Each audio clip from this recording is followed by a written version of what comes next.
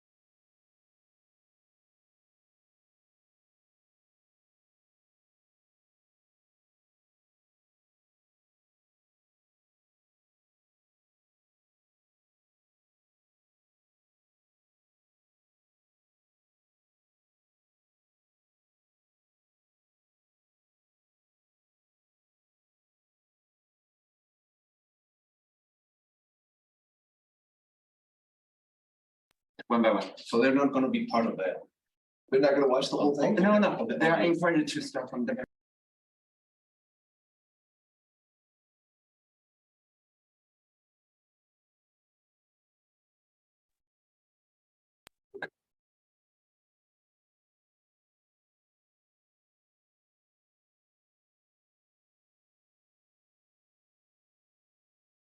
Good morning and good afternoon, ladies and gentlemen, all over the world.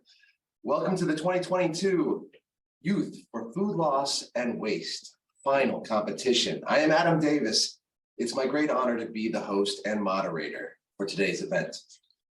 The Youth for Food Loss and Waste Hackathon is jointly organized by Food and Agricultural Organization of the United Nations, FAO, China Office, International Corporation Department, ICD of CAS, Center for International Agricultural Research, the CIAR of CAS, and Young Professional for Agricultural Development, YPARD. This Hackathon 2022 aims to evoke the creativity and problem-solving nature of young people to contribute to global food security by adopting innovative and inclusive methods through new service, new technology, and new pattern. First, I'd like to thank and congratulate all 15 teams who successfully advanced to the finals. Congratulations. We know there is much effort invested beyond the team, supporting organizations that coordinated and facilitated their team. Also, like to thank all those organizations for their contributions. Second, let me introduce to you the board of judges who will help us ensure the selection of outstanding teams. Our online judges may open the camera and wave your hand to us if you have heard my cue. Okay, so first I'd like to introduce Ms. Rosa S. Rolla, Senior Enterprise Development Officer and Team Leader of Food Loss and Waste in the Food and Nutrition Division of the Food and Agricultural Organization of the United Nations, FAO. Hello, Ms. Rosa. Good morning. Good morning. Joining me in-house is Mr. Carlos Watson, the FAO representative to the People's Republic of China. Hello, Carlos. Hello, everyone. Next, Also, here is Mr. Agre Agumya, the Director for Research and Innovation of the Forum for Agricultural Research in Africa, FARA, in Accra, Ghana. Hi, Mr. Agumya. Hello, good morning from here in Accra. Good morning. We also have as a judge, Ms. Chao Yingjun, Director General of Foreign Affairs Department of the National Food and Strategic Reserves Administration, China. Hello, Ms. Chao. Hello, everybody. Good morning, good afternoon, everybody. And Ms. Qian Yu, Deputy Director General of the Center for International Agricultural Research, CIAR, at CAS. Hello, Ms. Qian. Hello, everybody. Good morning and good afternoon to all of you. And last but not least, we have the Deputy Director General of the Agricultural Information Institute at the CAS and Executive Deputy Director General of the Center for International Agricultural Research, the CIAR, at CAS, Ms. Nia Fengyi. Hello, everyone. Morning and afternoon. Thank you.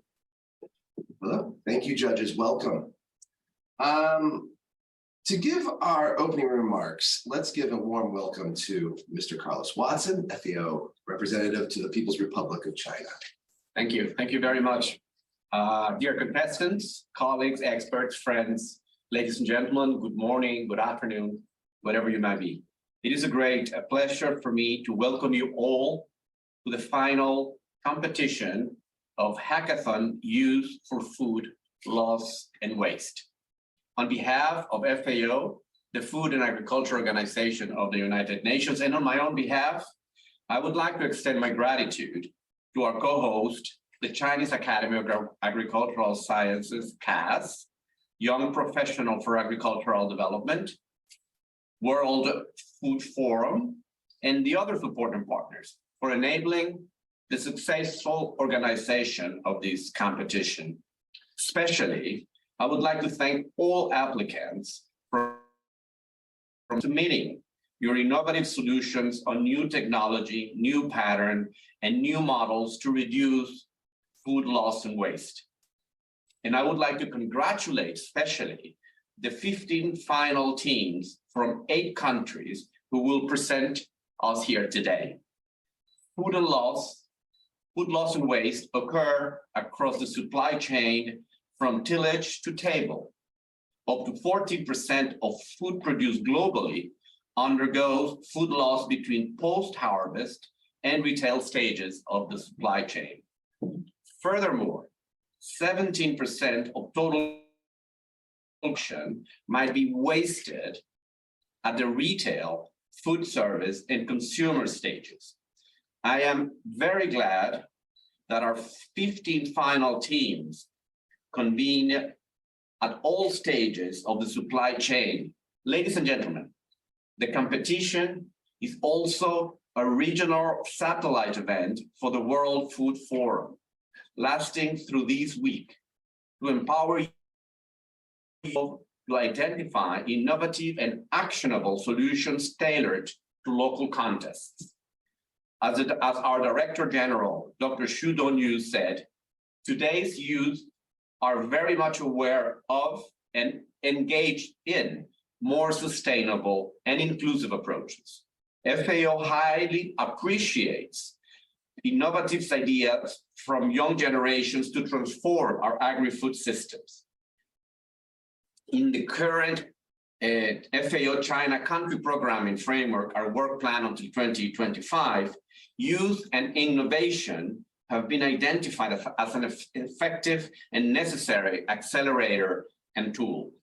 FAO is committed to working together with all partners, especially the Youth for Innovation, to address the problem of food loss and waste in support of achieving the 2030 Development Agenda and FAO's vision of our 4 betters: better production, better nutrition, better environment, a better life for all.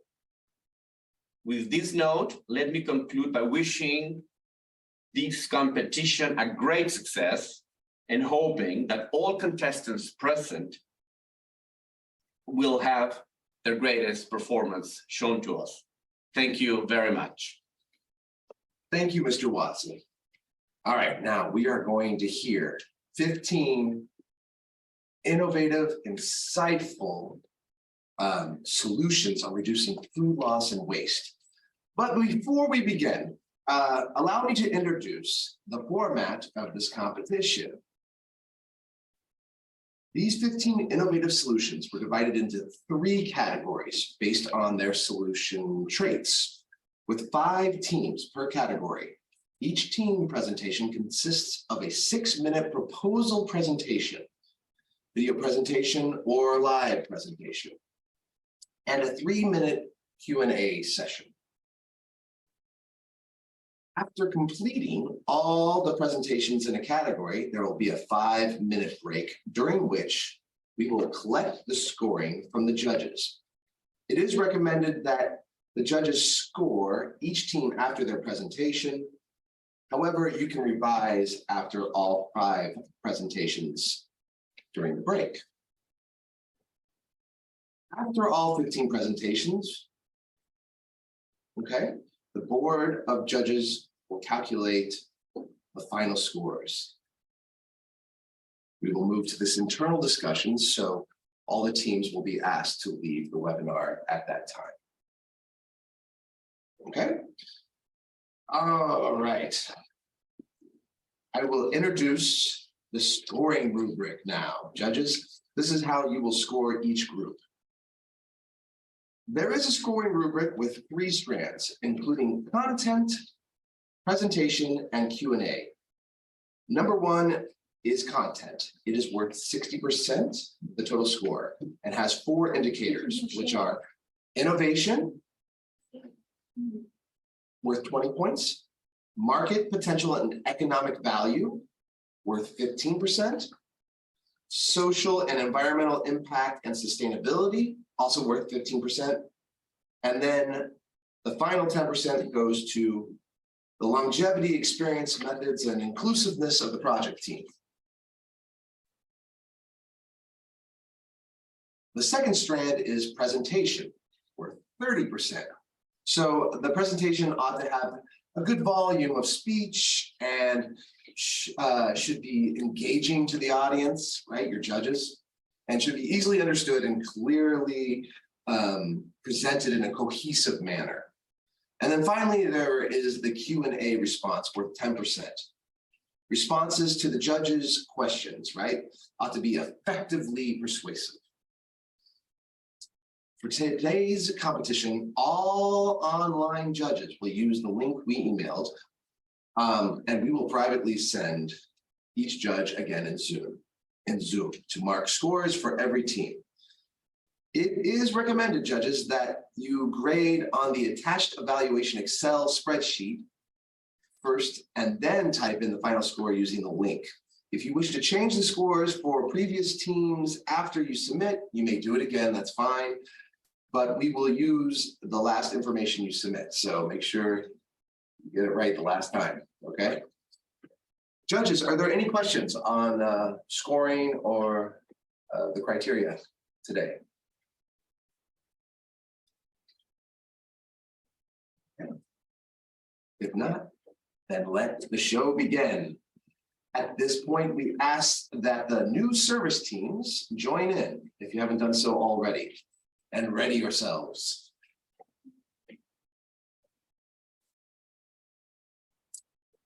Let's welcome team number 1, which is Agra Adapt from Myanmar, supported by Greenovator.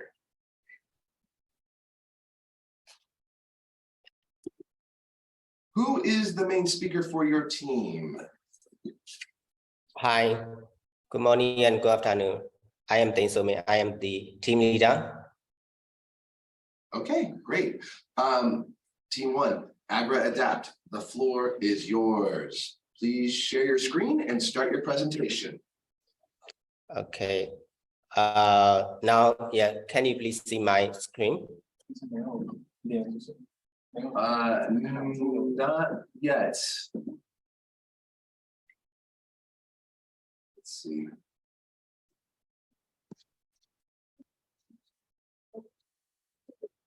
Hang on, this device is stuck. The computer is fine. Okay. Maybe plug it back in.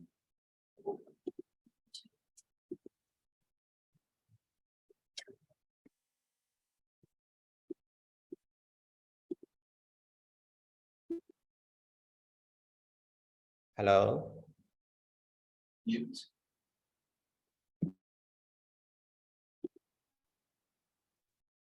Yes, please start.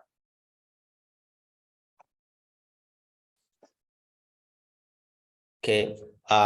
Good morning and good afternoon, everyone. I am Deng Some. I am the CEO and co-founder of Greennovator, and I am the team leader of AgriAdapt. So AgriAdapt is a system to prevent the food loss from the climate change in the farmer hand. So firstly, I would like to introduce our Greenway Agri Livestock mobile applications. So like our mobile applications, we have 3 categories, like we sharing the knowledge and information. We are connecting the farmer with the business, and we also support the advisory service. So according to our vision is for the farmer to view and manage their fund as a sustainable business. So that's why we are not only sharing the information, but we are connecting the farmer with the business sector. And we currently we have over 300,000 users, which cover the 96% of the township in Myanmar. So today I would like to introduce a new system, which will be our new system on our app. It is the AgriAdapt. So AgriAdapt, it is an intelligent system. Like we will use the weather focus, and we will use the crop conditions, and we will use the cloud computing, which will later suggest the farmer to prevent the possible losses from the climate change. So yeah, this is the problem identification. So like there is over 49 billion losses from the climate change. It is according to the FAO, and then our AgriAdapt, we will empower the farmer by using those climate information, and also the system we will suggest the farmer to prevent from the losses. So when we say the losses from the climate change, it include the pest and disease attack, and also it's also include from the disaster like the flood or like the wind, something like that. So when we say the food loss, it's not only after post harvest, it's also include the losses at the production stage. So that's why the farmer, they are doing their business, and then we should have a focus farmer matter. So the AgriAdapt solutions. So here I would like to show an example of the plant seed. So there is 3 conditions. So the first one, if the plant is susceptible and the pathogen is everywhere, and if the weather is favorable for the pathogen to attack the plant, so at that time the plant they get the disease. So if we can predict that conditions. So we know it, and we can inform the farmer, and they can they know it, and they can prevent from the disease happening. So this is how our AgriAdapt system will work. So we will use the weather focus information. So the weather focus, now we are using, we are collaborating with the AccuWeather, and we also have a plan to collaborate with the AWS and other focusing. We will use the temperature, moisture, humidity, and also the alert from the flood or wind, something like that. So on our platform, we also got the information the crop, they have found locations, and also crop ages. So by combining all those information into our system, we will be able to calculate the possible pest and disease attack. So this is our model, how we implement it. So it is very complex. We use all the possible information and data in our computing system, and our system will compute possible pest and disease attack. So I will make it very simple to be able to understand easily. So here is an example of tomato anthracnose. So it happened when there is a frequent rainfall, And also when the temperature is high, especially like the 20 to 24 degrees Celsius, and when there is a high moisture content, and also like the growth stage is between the reproductive and the ripening stage. So if those conditions are happening, and the tomato, they will get anthracnose disease. So like if we cannot prevent from that disease, so farmer, they will have a lot of yield losses, and also like the market quality is very bad. And also like the farmer, they need to use a lot of expense on the chemical. But like if our system can predict those conditions, and if we can able to inform the farmers, so like the farmer, they can follow it, and they can increase their quality, they can increase their yield, and also like the if they can prevent from that one, yeah, they can minimize their causes.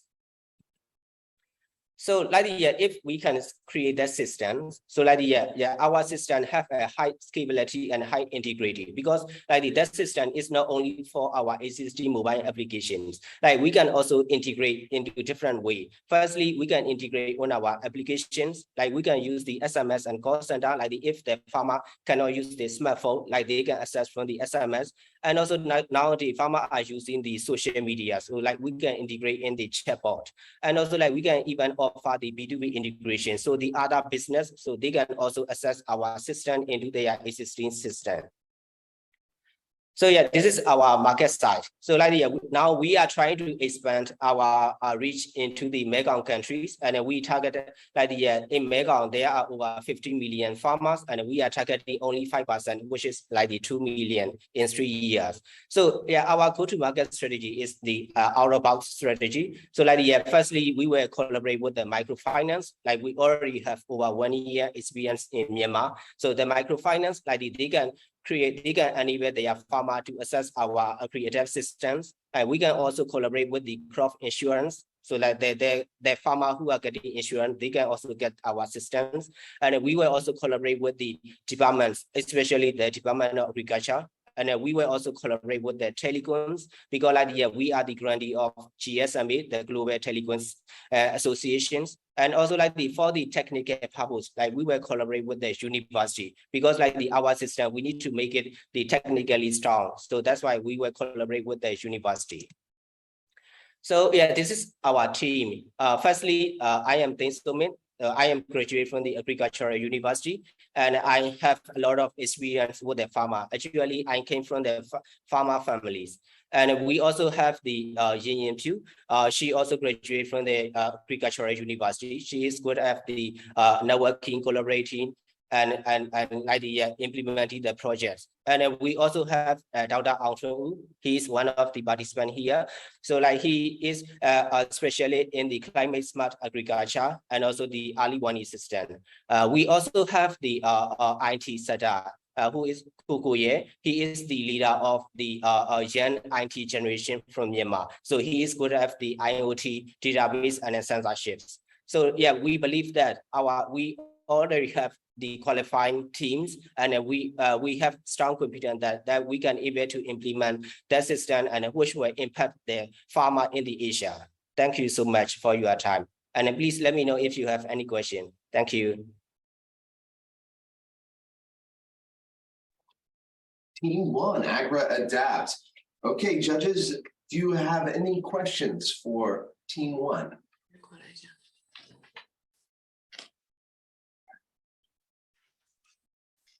Thank you for your presentation.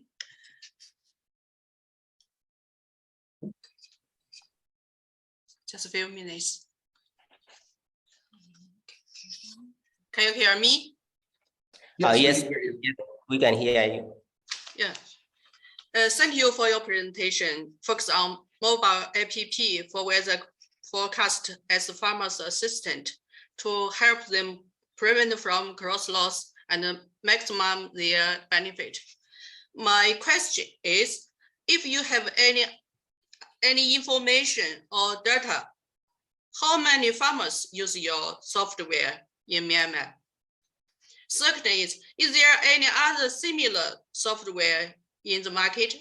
If have, what difference, what advantage yours have? Thank you. Okay. So yeah, in Myanmar, our mobile application, now we are reaching over 300,000 farmers in Myanmar. And also like for the similar applications, so far like we don't see any system for the like us. But like what we see is there is a lot of system using the satellite information. So like for using the satellite information, it is very expensive and it is very costly, and it's only benefiting to the agricultural business. So our system, we are doing for the small scale farmer, and so like we will impact to all small scale farmer in the Asia and especially mega countries. Okay, I have no more question. Does any other judge have a question for AgriAdapt?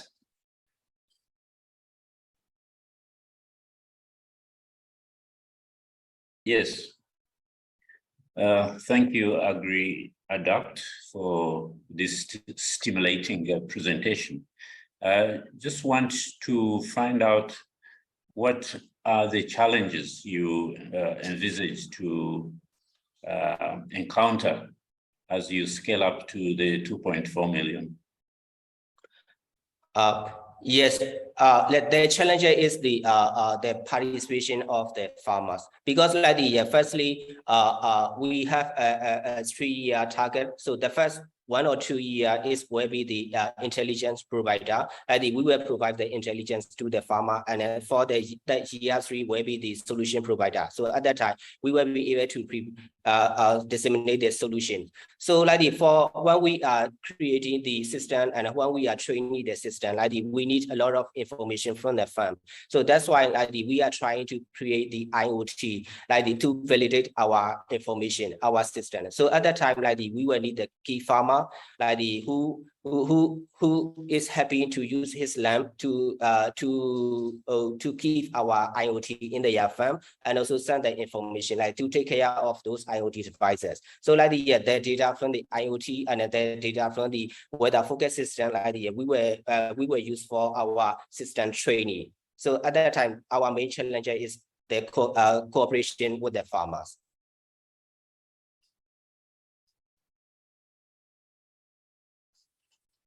You may mute yourself and join the audience so that we can go on to team 2. Yes, like we are providing the IoT devices to our key farmers, and they have to take care of those IoT devices, like it's working and it's sending the information to our system. So like we will check it, but like when we inform to the farmer, like they take care of our IoT devices. Okay, thank you very much, AgriAdapt.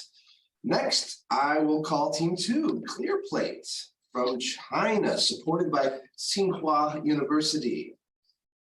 Who is the main speaker for your team? Hi, everyone.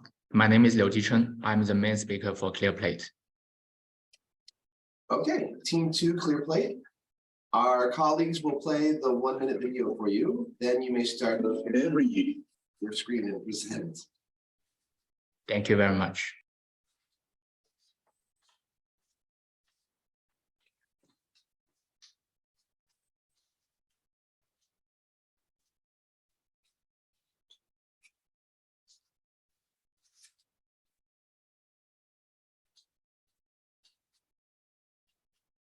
FAO China, would you please unmute yourself, please?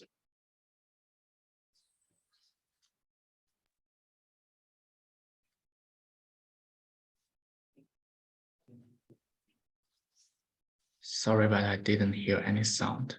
Dr. Dongle, please unmute from your end.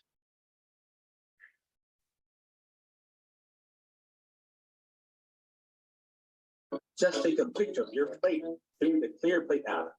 Then receive rewards and bonuses for the food.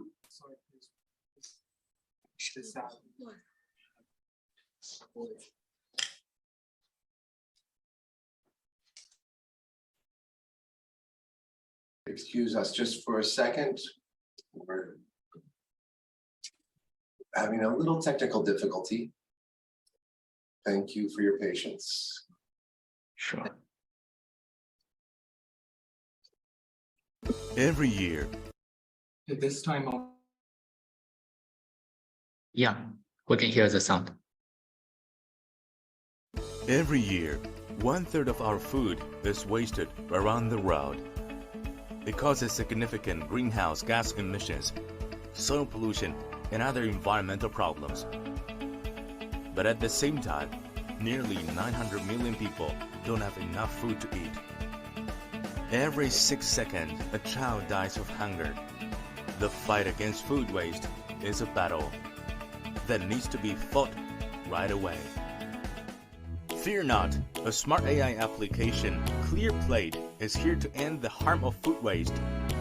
After you finish your meal, just take a picture of your plate through the ClearPlate app. Then receive rewards and bonuses for reducing food waste. Also, the food you saved can be turned into charity meals for people in need. Making an impact is easy and fun with ClearPlate. Millions of people have joined. We're waiting for you, so come with us and let's save food together. ClearPlate for a zero food waste world. Okay, let's start the live presentation. Thank you. I will share my screen now. Great. Hi, everyone. I'm very excited to take this chance and introduce ClearPlate. We're also one of the leading social enterprise in China to tackle food waste issues. Our mission is to inspire and empower everyone to take actions against food waste.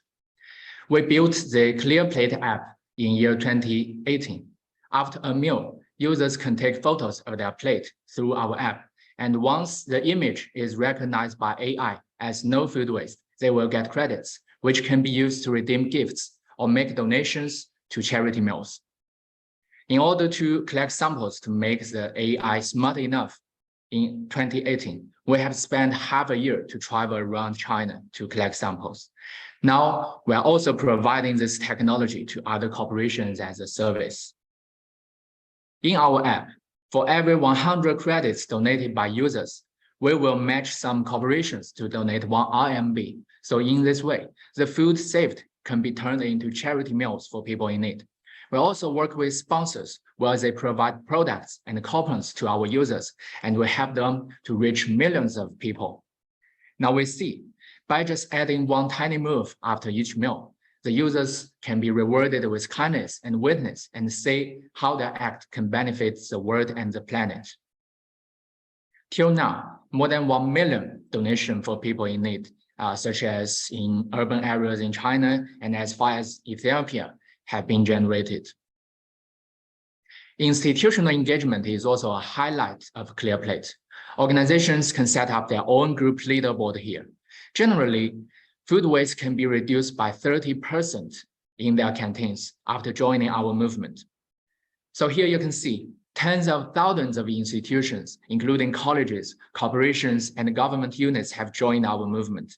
This has been one of China's most influential movements on food waste.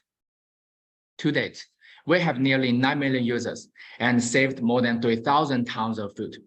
As a pioneer in this regard, our innovation helped us grow fast since inception. We are the pioneer in providing rewards for reducing food waste. We have proprietary AI technology, and most importantly, we have involved stakeholders from different sectors to join the combat against food waste. And our app is mainly for youth, but also it's friendly for older people. Also, we have been working with China's governments. We are very honored that our efforts have been acted as part of the nation's efforts to curb food waste. We have also had many social campaigns to raise awareness and actions of reducing food waste. Every year, we have a campus campaign across thousands of universities and colleges across China, with millions of participants, mainly youth college students. Our social campaign, together with United Nations World Food Program and China office, has attracted more than 100 million views on social media. And we have built a stable revenue model as well when we provide advertisement service and tech service to cooperating operations. And we also sell about to expire food at huge discounts.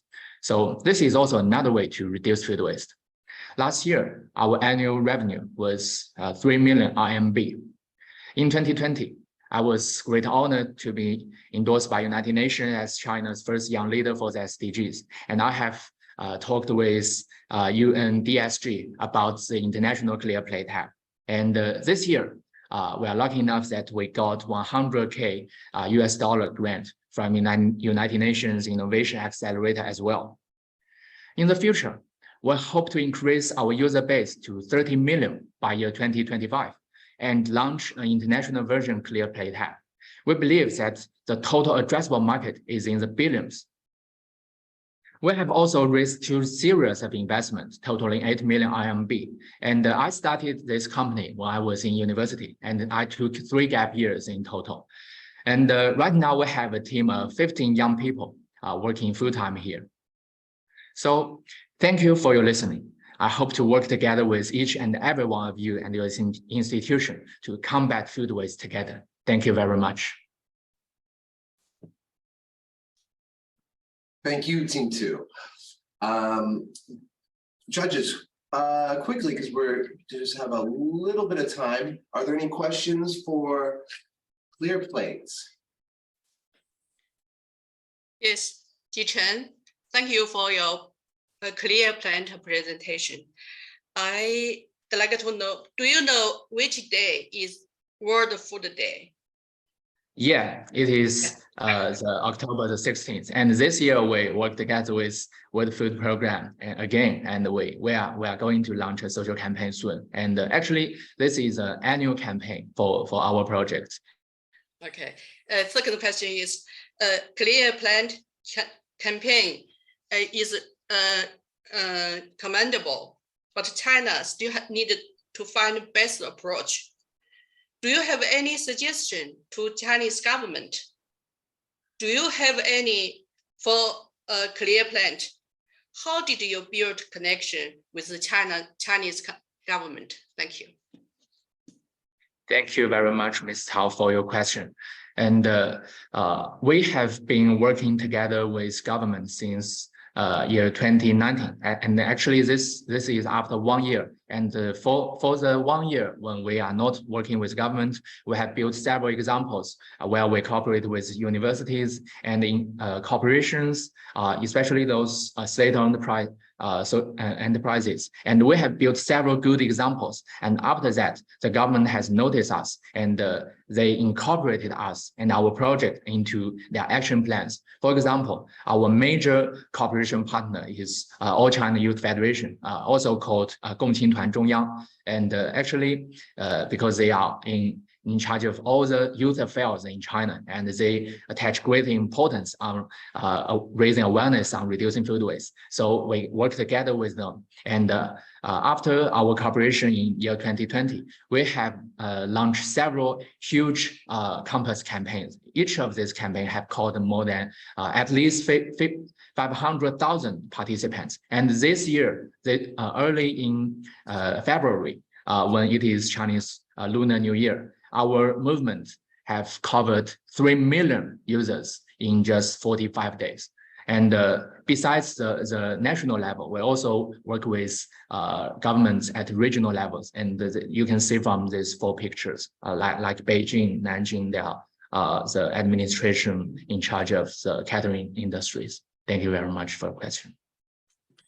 Thank you, Ji-Chen. I hope we have close connection or cooperation with NAFRA. Yeah, thank you. Thank you. Yes, thank you, Clear Plate. All right, now Is there time?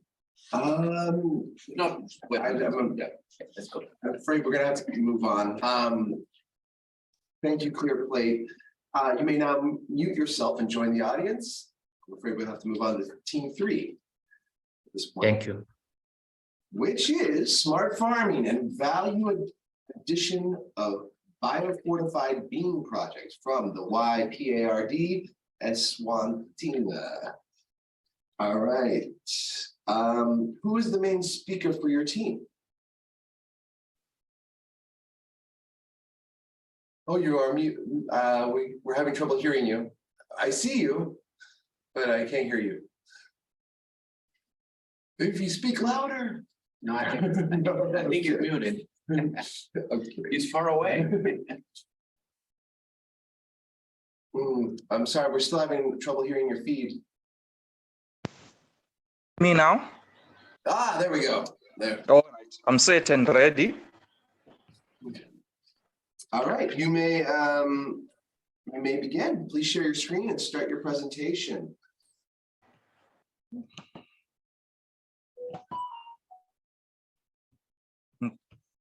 Can you see my screen now? Please mute. Yes. Hello. Unmuted. Presentation. All right, my name is Gcina Dlamini. I'm representing the team Wiper Eswatini and Rural Grown under the project Climate Smart Farming and Value Addition of Power 45 Beans, which is implemented by Wiper Eswatini in collaboration with Rural Grown Farms. A brief about our team. We have our team lead, Ms. Nkose Power Manyatsi, who is a specialist in nutrition and product development. We have myself, Gcina Dlamini, more on business development. And then lastly, we have our production manager, Mr. Gcina Mavuso.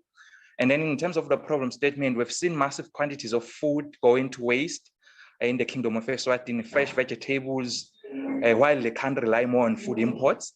So chronic malnutrition is a main concern in the Kingdom of Eswatini, stunting affecting 26% of the children under the age of 5. And the country spends more than $93 million annually importing sugar beans and adopting climate smart technologies in the production of Power 45 beans and agro-processing is a major intervention to reduce protein and energy malnutrition because beans is an imported crop in our diet as the people of Eswatini and Africa at large, high in a number of proteins, amino acids, just to mention a few. So moving on to project justification, the SWIFT Act on reducing food loss and waste play a significant role in terms of ensuring that we reduce poverty, hunger at household level and community level. So building the capacity of farmers on post-harvest handling and storage of crops is very crucial in reducing food losses.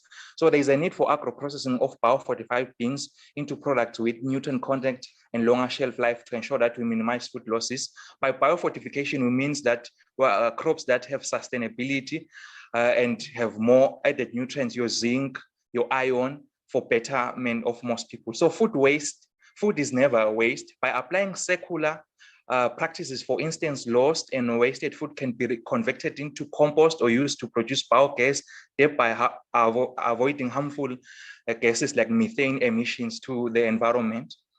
So in terms of our process flow from farm to fork, our model in terms of from farm, we produce seed, Power 45 seed, distributed to our outgrower youth and women farmers so that they multiply this Power 45 variety, and then do a number of post-harvest losses at farm level to ensure that everything is separated and ensure that we have quality Power 45 product, which you can see on the picture, Power fortification, added nutrients for better nutrition. And then we move on into ensuring that we value add. We've innovated a product which is called Bean Jam, a bean which is different from a number of beans that are available in our local environment in Africa, with added nutrients, because we've done some typical nutritional information with a product content, our Bean Jam of at least 3.2 grams per 250 mils, which is an added advantage compared to any other jam.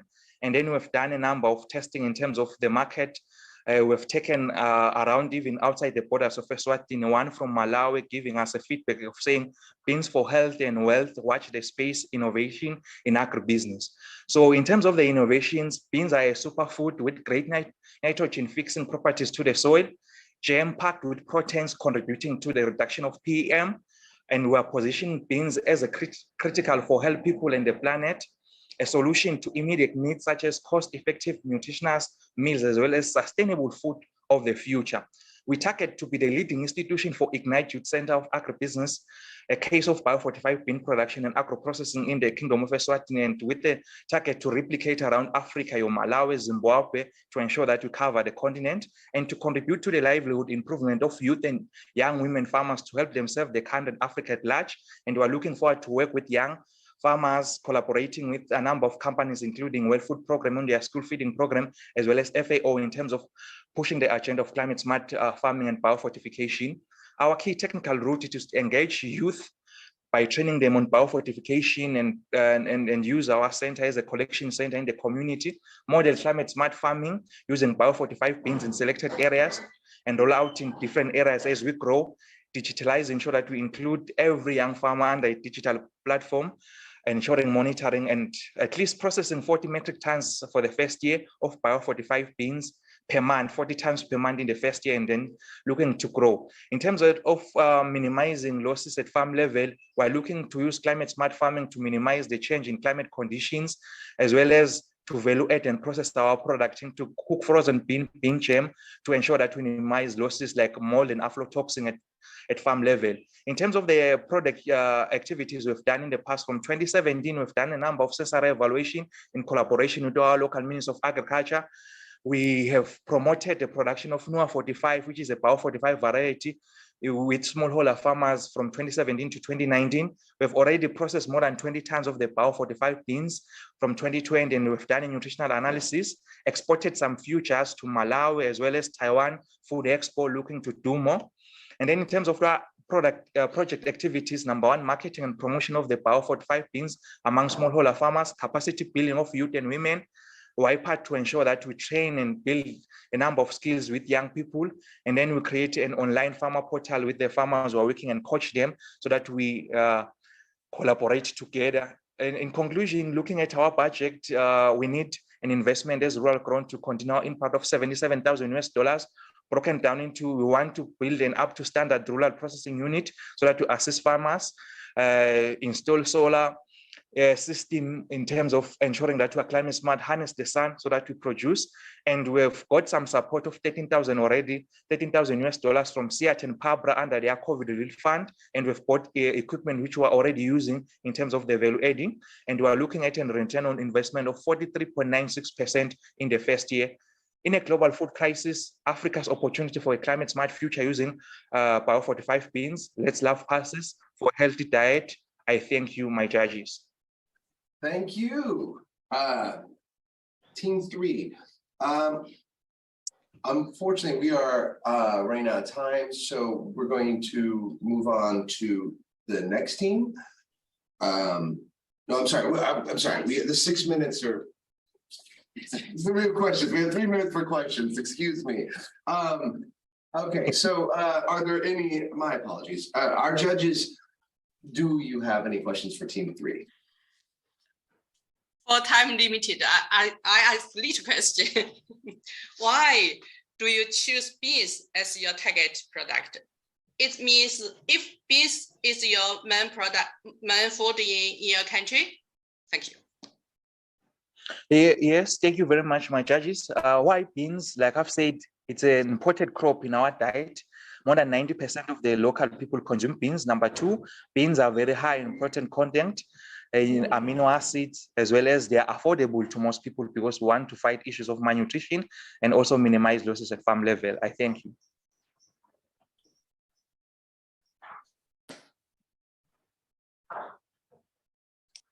I have a question. May I go ahead? Go ahead. Yes, please. Yes. Thank you for your presentation. I think you've done a very nice job in terms of innovation with the development of products, both the beans that are unprocessed as well as processed, adding value. What have you done to assure the uptake of those products in your local markets? For example, those wonderful jars of jam that you have produced from the beans, in terms of moving them out into more widespread market opportunities.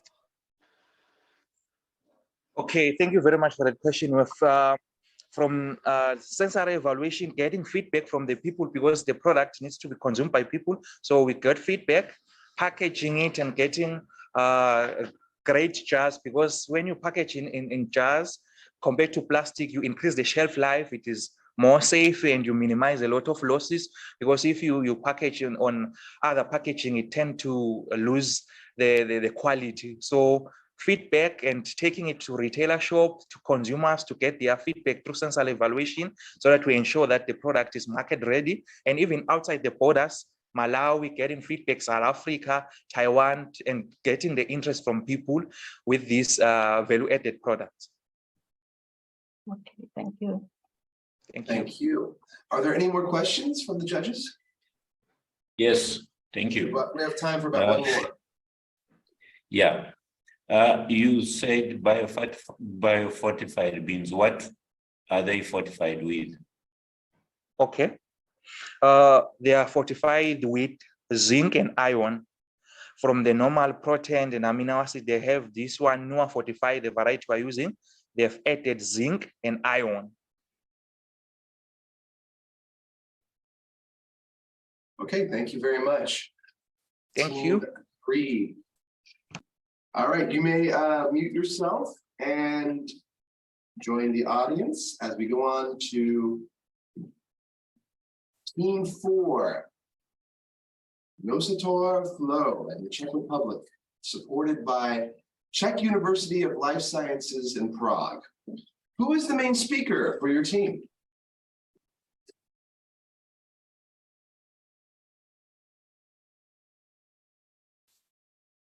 Hello, hello, Prague.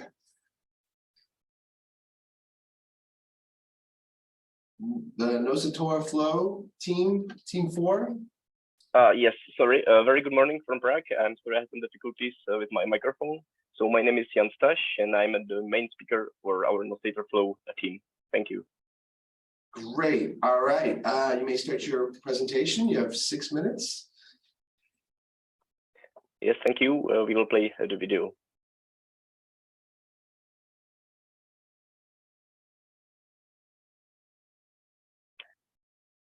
Or I believe somebody should play the video for us. Thank you.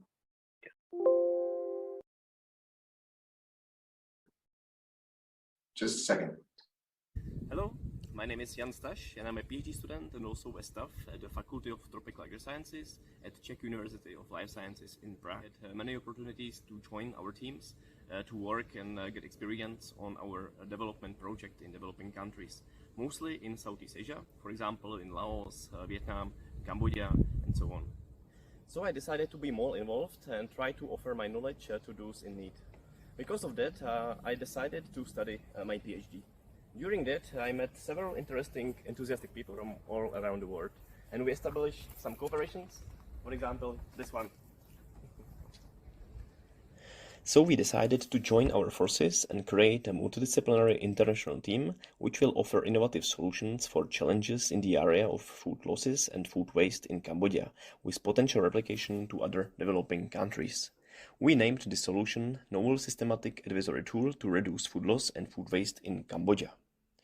Our mission is to reduce the food losses and waste across the agri-food systems in Cambodia through the food security and innovative preservation methods.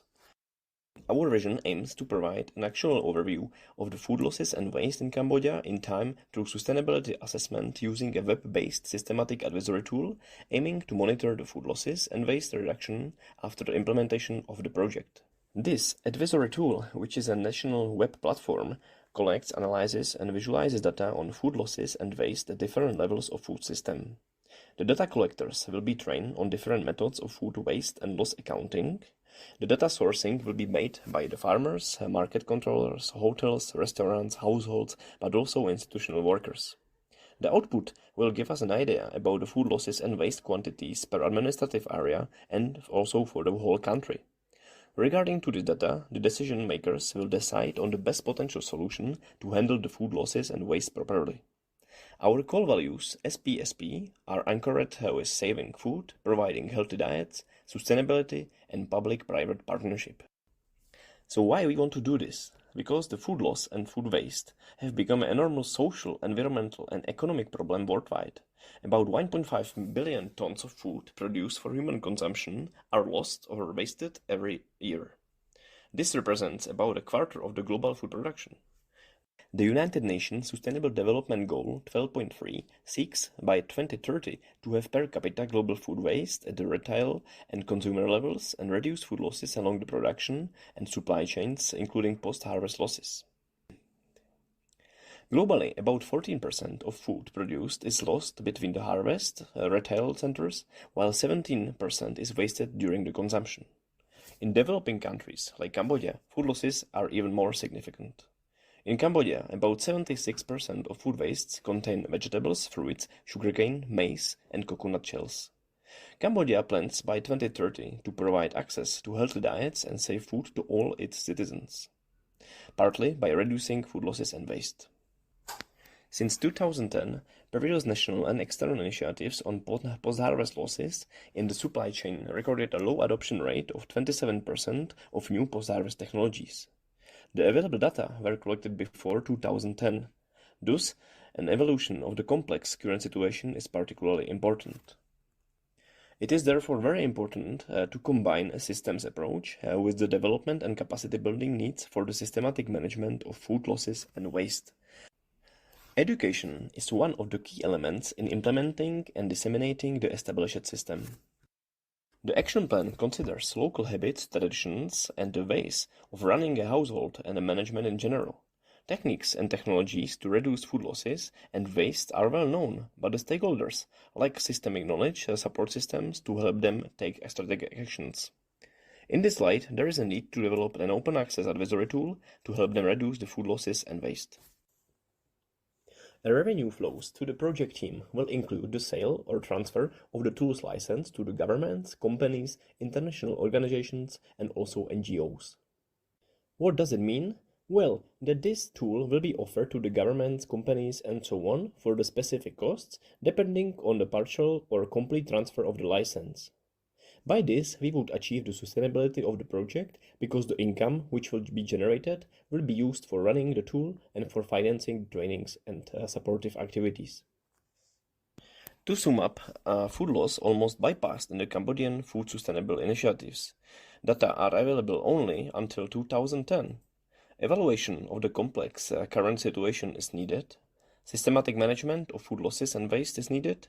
Key elements in implementing and disseminating the established systems, education is needed, an open access advisory tool to help them reduce food and losses and waste is needed as well. We are passionate about the Mother Earth and we love to help the people in need. Even the small change can mean a lot, especially for these people, because the small change is a small step towards the bigger ones. We are all like international multidisciplinary team from different fields, from different areas. And this is, in my opinion, very crucial because our perspective in addressing the challenges is different, which can solve the problems, the challenges systematically and also effectively. So as Catherine Ann Porter say, you waste life when you waste good food. Okay, thank you very much, Team 4. Judges, do you have any questions for Nosator Flo? Yes, I have a question.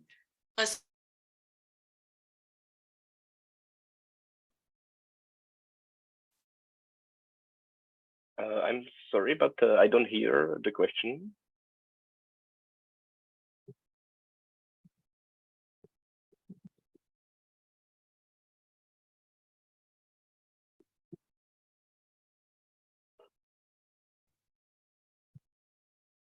I think the judge is, we lost her feed because she's frozen on screen. While we try to get her back, is there any other judge who has a question for Nosator Flo? Yes, I do.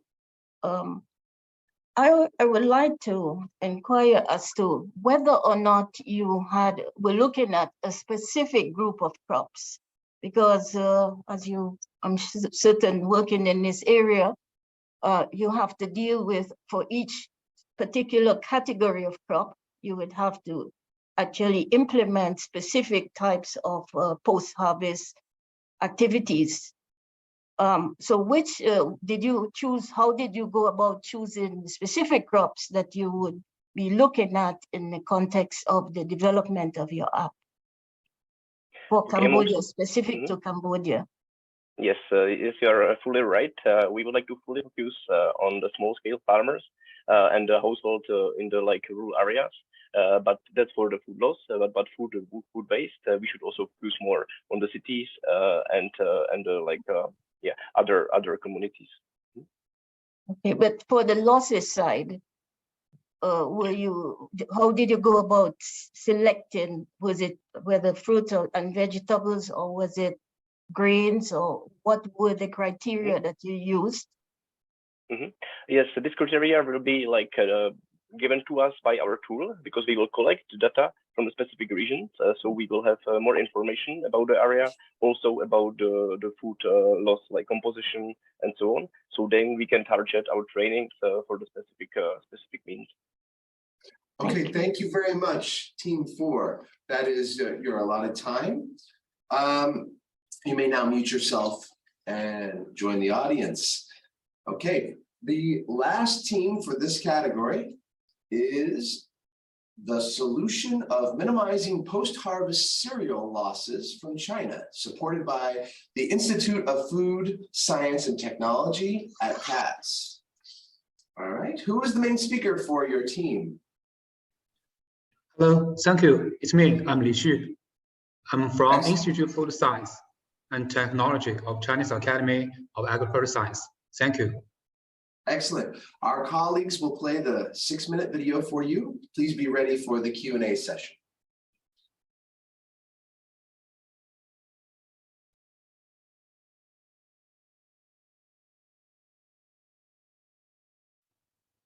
Hello, ladies and gentlemen, leaders and experts.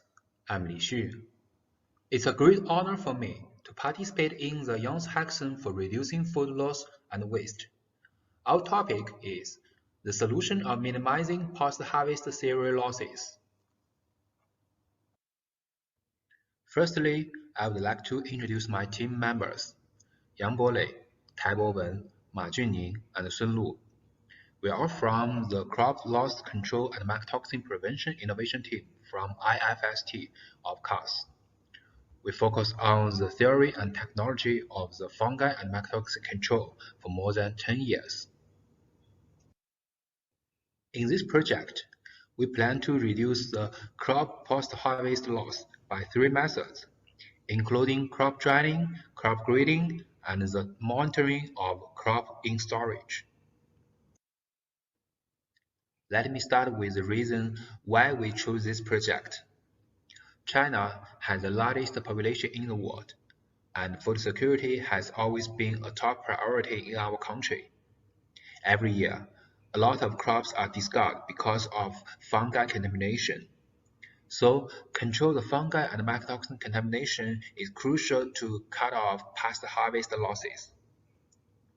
In this project, we plan to cut down the crop losses by control the water in fresh crop, reducing the middle fungi source with separation, and detecting the fungi in time.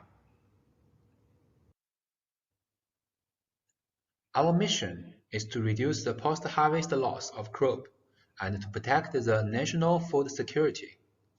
However, the drying, grading, and monitoring technology are backward in our country. Therefore, we want to do something in this project to make a difference. We believe our project could create a lot of social value and economic value, and is helpful to reduce our crop losses. To introduce our technique, first, we design a novel low-temperature rotable dryer, follow the water migration law, which is cheaper, smaller, and more intelligent. With the dryer, we want to strengthen the drying effect of the crop. Second, by the near-infrared spectrum, we build up an effective recognition pattern of contaminated crop. We developed efficient and accurate grading technology and equipment. By effective classification and separation, we can reduce the mildew fungi. At last, we developed a whole-cell biosensor array, which monitors the storage grain by sensitively detecting the special gas of fungal infection. This system could continuously monitor crop in warehouse and send a warning message to your cell phone. By all this technology and equipment, we believe we can significantly reduce the mildew fungal contamination in post-harvest losses. Why this moment is the best time for the project? The global food supply is tension because of the conflict between Russia and Ukraine, the coronavirus pandemic, and the extreme climate change. 50 million people in the world suffer from hunger. In China, food security is a top priority of our country. President Xi said, food security is a fundamental problem related to survival, and reducing food loss is an important way to ensure our food security. Moreover, the anti-food waste law is passed, and many funds from government are invested into this field. We have strong support with policy, law, and the funds in recent time. Technically speaking, a lot of technology about food loss control are reported, and we have started with this field for several years. It's time to utilize this technology. This is our business plan. We have the specific target, the proven techniques, the reliable partners, and we also have the promotion strategy to advertising our system.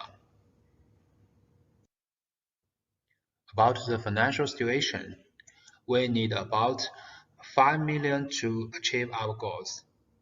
We already acquired 1 million funds from government and company. We believe our project could create a great social value, and it also could bring out the economic value by selling technology and equipment, renting out the equipment, and providing the bonded solution. We also have a clear plan. This is our project schedule. We will take 2 years to develop and promote our technology and machine, and then control the crop post-harvest loss no more than 5%. That's all my presentation.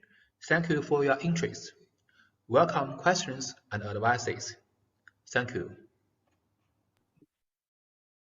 Okay, thank you, Team 5. Now, do we have any questions from the judges? Yes, Li Xu, thank you for your presentation. You may know that for bulk grain storage, China has a lot of technology and equipment which effectively reduce the losses of grain, such as smart grain depot technologies. My question is, do you have any more information about this technology? What is the most distinguished innovation compared to this technology? Do you like to communicate or cooperation with them and to share best practice? Thank you. Thank you, Mr. Tao. Firstly, I will take the pattern of our project is novel. And we have three novel service model. First, we can directly sell the technology and equipment. And second, we rent out the equipment, such as the dryer. We can just timely rent to the farmer. And the third, we provide a bond solution, including some technology and equipment. It's a service from us. With technique speaking, we use the latest technology to develop our technique, such as we use a moisture monitor in our intelligent dryer. It could automatically adjust the drying temperature to keep the best dry effect. About the fungi detecting, we also not use the traditional method, and we used the whole cell biosensor to recognize the fungi more accurate, and we can detect the fungal contamination as soon as possible, and it can send some warning message to your cell phone, and we can take some treatment as fast as we know. Okay, thank you, Mr. Song. Thank you. All right, thank you, Team 5. The solution of minimizing post-harvest cereal losses in China. We are out of time, so you may mute yourself. Thank you again, and join the audience. That concludes the first category.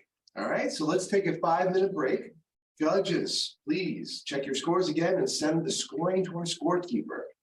Online judges, if you want to change your scores for any team, you may do so now.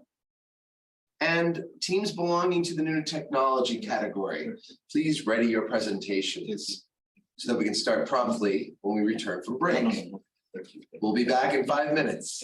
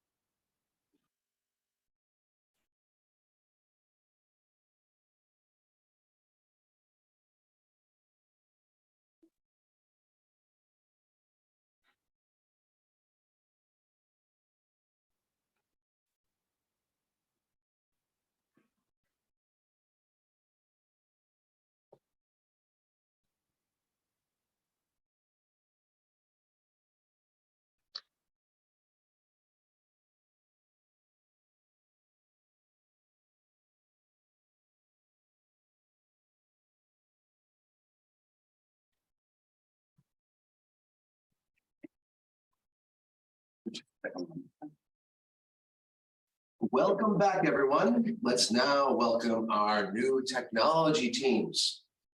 Teams 7 through 10, please be ready for your presentations.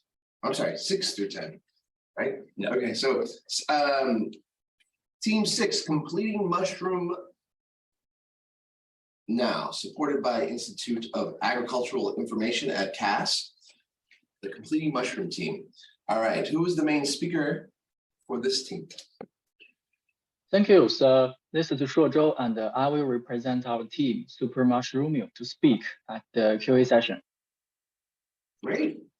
Our colleagues will play the 6-minute video for you. Please be ready for your question and answer portion allotted to you. Yes, thank you.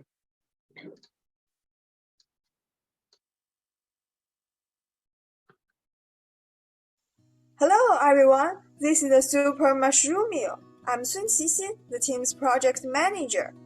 There are 3 doctors and 2 graduate students in our group. All members are from the Agriculture Information Institute of CAS and have strong professional skills and rich experience. For a long time, we have focused on the innovation of core technologies of agriculture robots and committed to realize the loss reduction, cost decreasing, effect increasing, and sustainable development of agricultural production. On behalf of our team, today I will briefly introduce our proposal about completing mushroom, AI-empowered mushroom full life cycle loss reduction. Because of the rich nutrition and significant advantages, mushrooms are known as the superfood of today. The harvested air and production of mushrooms are increasing year by year with a huge global market size.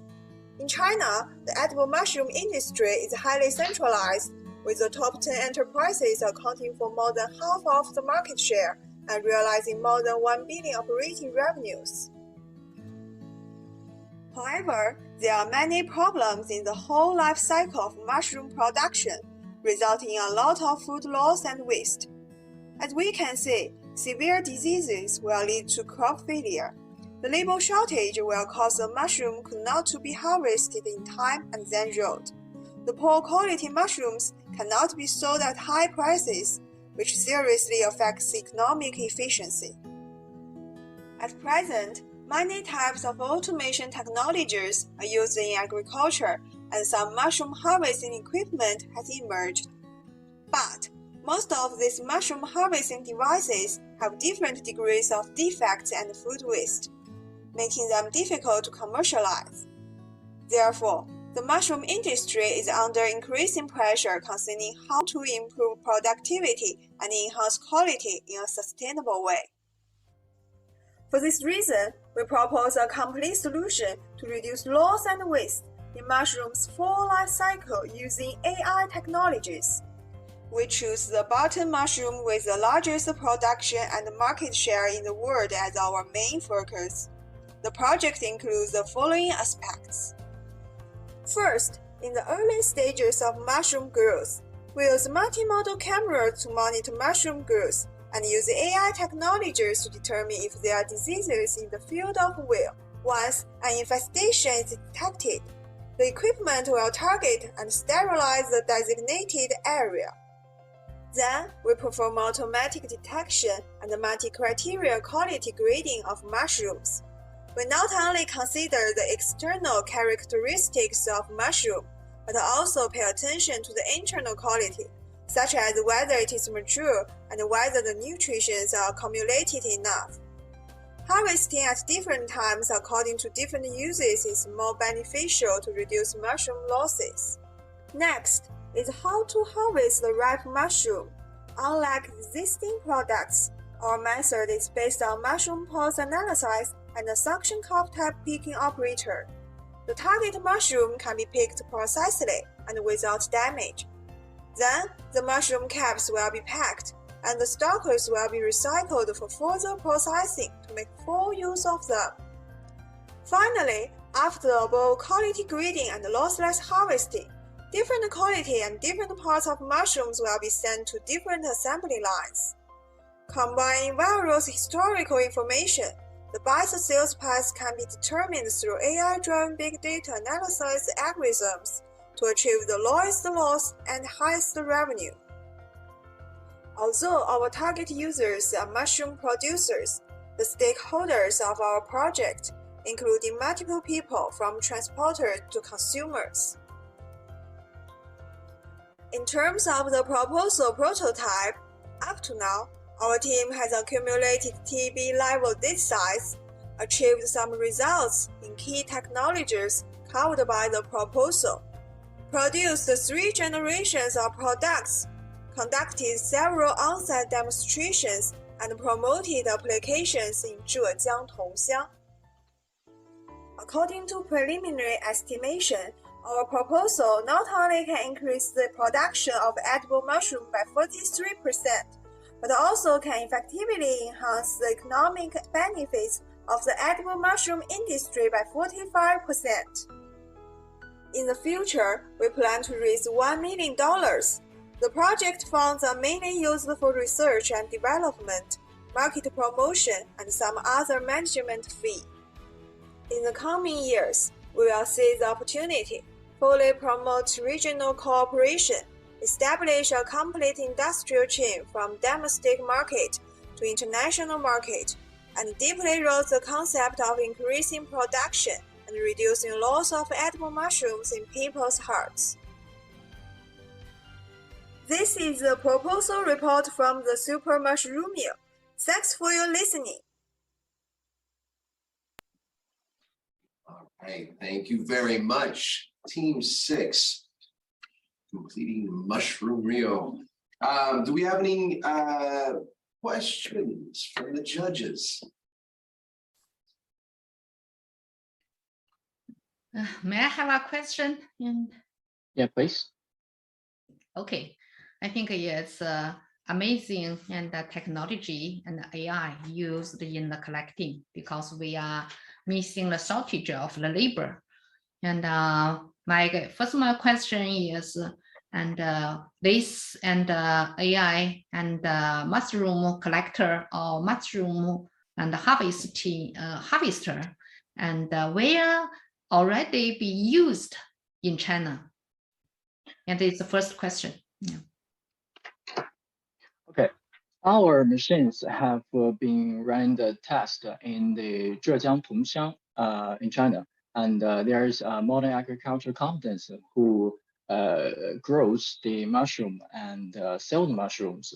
So our product has been tested in their factories and has been iterated to the 3rd version. So I'm wondering, and what do you think is the whole supply chain and different step, and you have your own and innovation idea and innovation and action. So which in the whole part, which one you think is the important and innovation in your project? Okay, the innovation and strengths of our project are threefold.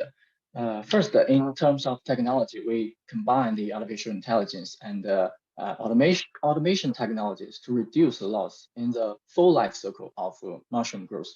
We avoid the huge loss from all aspects of the production. For example, the pest and the disease detection, the untimely harvest, unstable quality control, and the unskilled workers damage caused by human labor problem.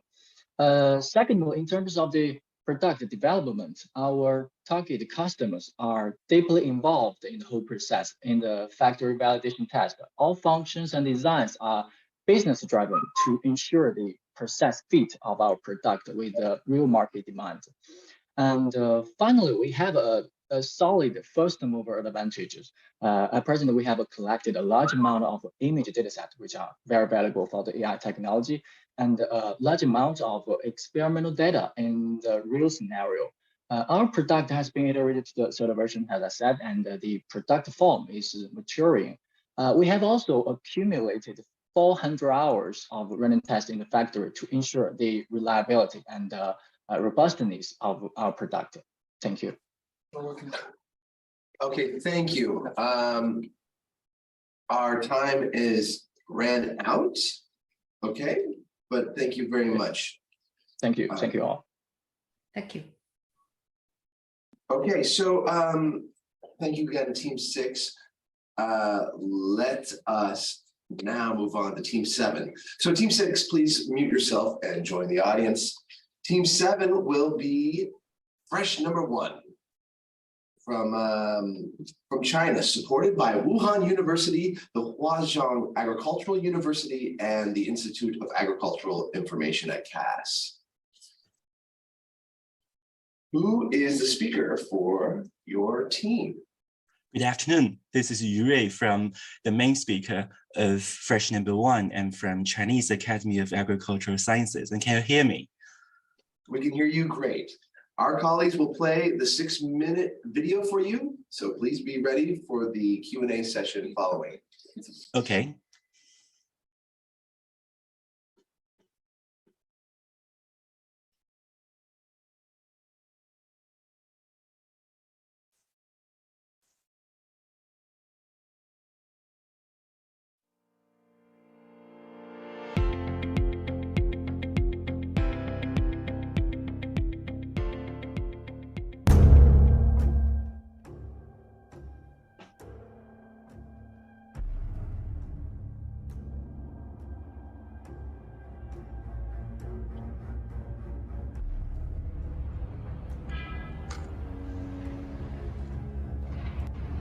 Due to the people's lack of attention to the preservation of fruits and vegetables, there are only the last batch of fruits left in the world.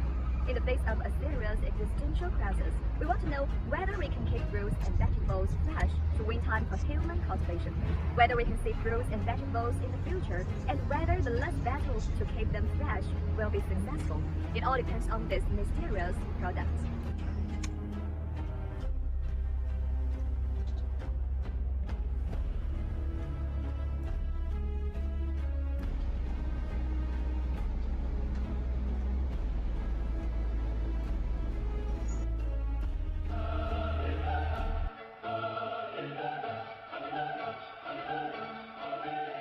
Freshness Guard. Make foods live longer.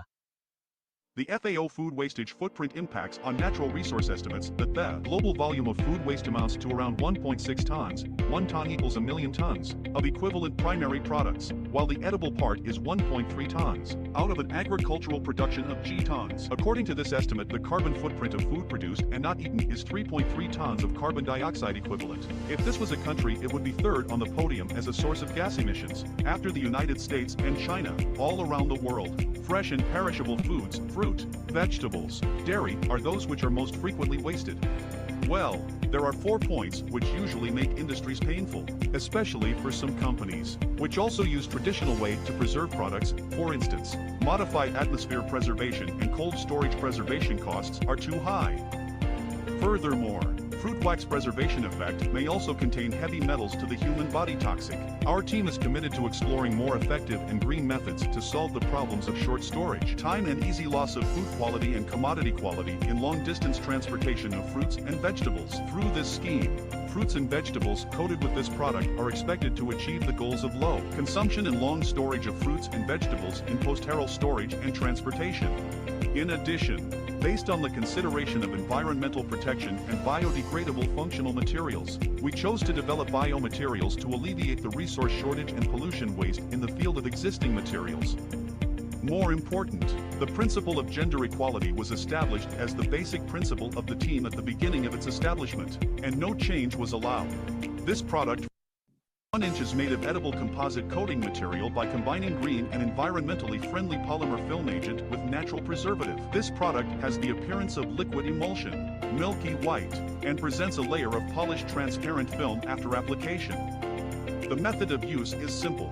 The film can be automatically produced, also can be manually coated. Simply apply evenly on the surface of the fruit, and the film will be formed automatically after 1 minute.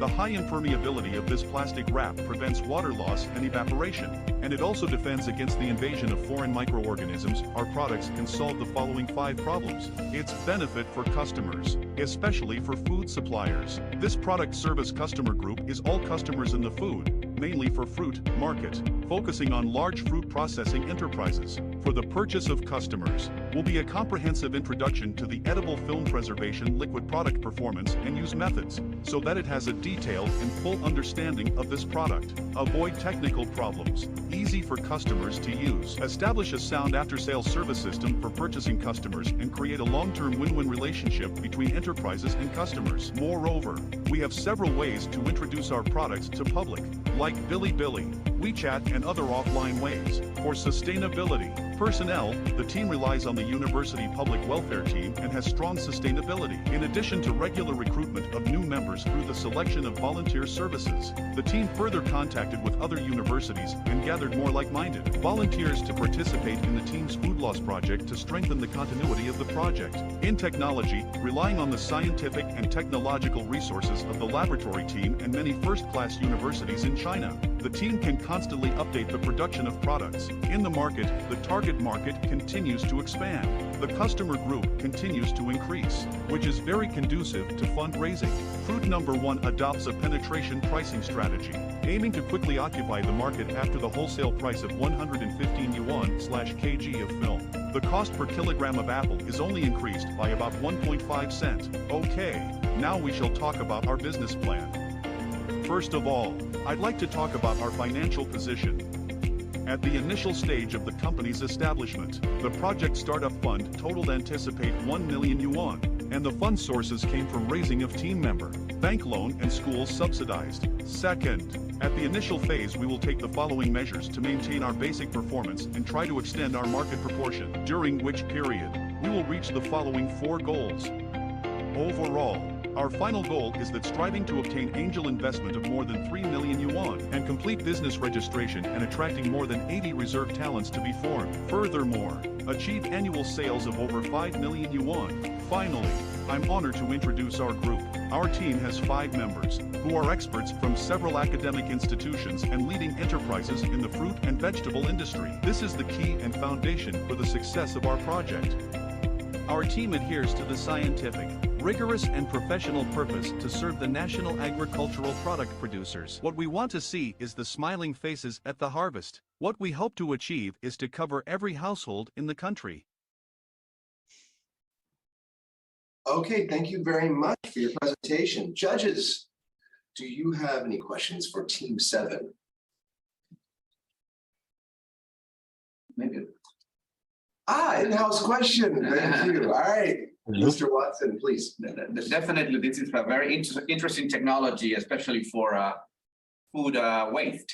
I wonder how this technology can be actually put at commercial use by final consumers as well, because I understand from your presentation that this is mostly aimed at large corporations, if I understood correctly.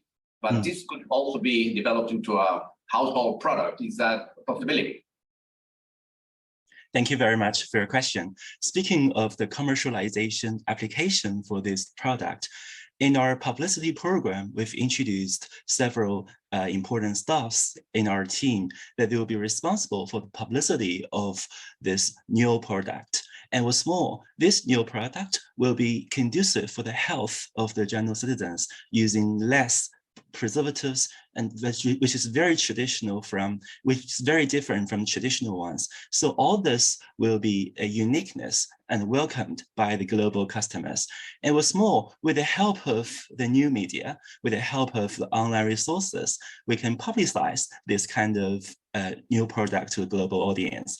And now we're undergoing a COVID-19, the pandemic period. Therefore, the customers actually have the demand to keep the fruit more fresh. Therefore, I think the commercialization and for the application of this technology will not be a major concern. Thank you very much for your question. Thank you, Mr. Watson. Any questions from the online judges? Yes, thank you. Very compelling innovation. The question I had, two actually quick ones. The first is testing for safety and certification. Has that been done? The second one is competitors competing technologies, are there any competing technologies within China and perhaps outside China? Thank you. Thank you for your question. For the first half of your question concerning food safety, actually, we're using less traditional preservatives, and what's more, we're adding the macrobiome element into the product so that it may be effectively prevent the food from being rotten. So I think this is a very great innovation. As for your second question, how can we demonstrate our competence of our team? First of all, I would like to focus on our aim. The aim of this product is actually to promote the environmentally friendly product, so which will cause less pollution to the environment and also will be conducive to customers' health. So we aim to build a world of agriculture with sustainability. This is our high aim, so that will be competent. And second of all, we have very good collaborations with many good platforms, including double first-class universities and prestigious institutions of researchers in agriculture. And thirdly, the team members can actually pass on our spirit to the generations in the long run of our public welfare system in university. So based on this, I think our company and our product will be competitive and will be useful in the society as well. Thank you very much for your question. Thank you, Fresh number one. All right, we are out of time, so you may mute yourself and join the audience. Let us move on to Team 8, Mealits. Thank you. Nepal, Thailand, supported by the Asian Institute of Technology in Thailand. Who is the team speaker? Hello, I am the main speaker. I'm audible. Yes, we can hear you perfectly. Our colleagues will okay. I'm sorry. I am Safal Gimire from Asian Institute of Technology. I am representing my team Millets. We are pursuing a master degree in Asian Institute of Technology, Thailand. Thank you. Okay, great. Welcome. Our colleagues will play the 6-minute video for you, and then we will follow with a Q&A session. Okay, thank you.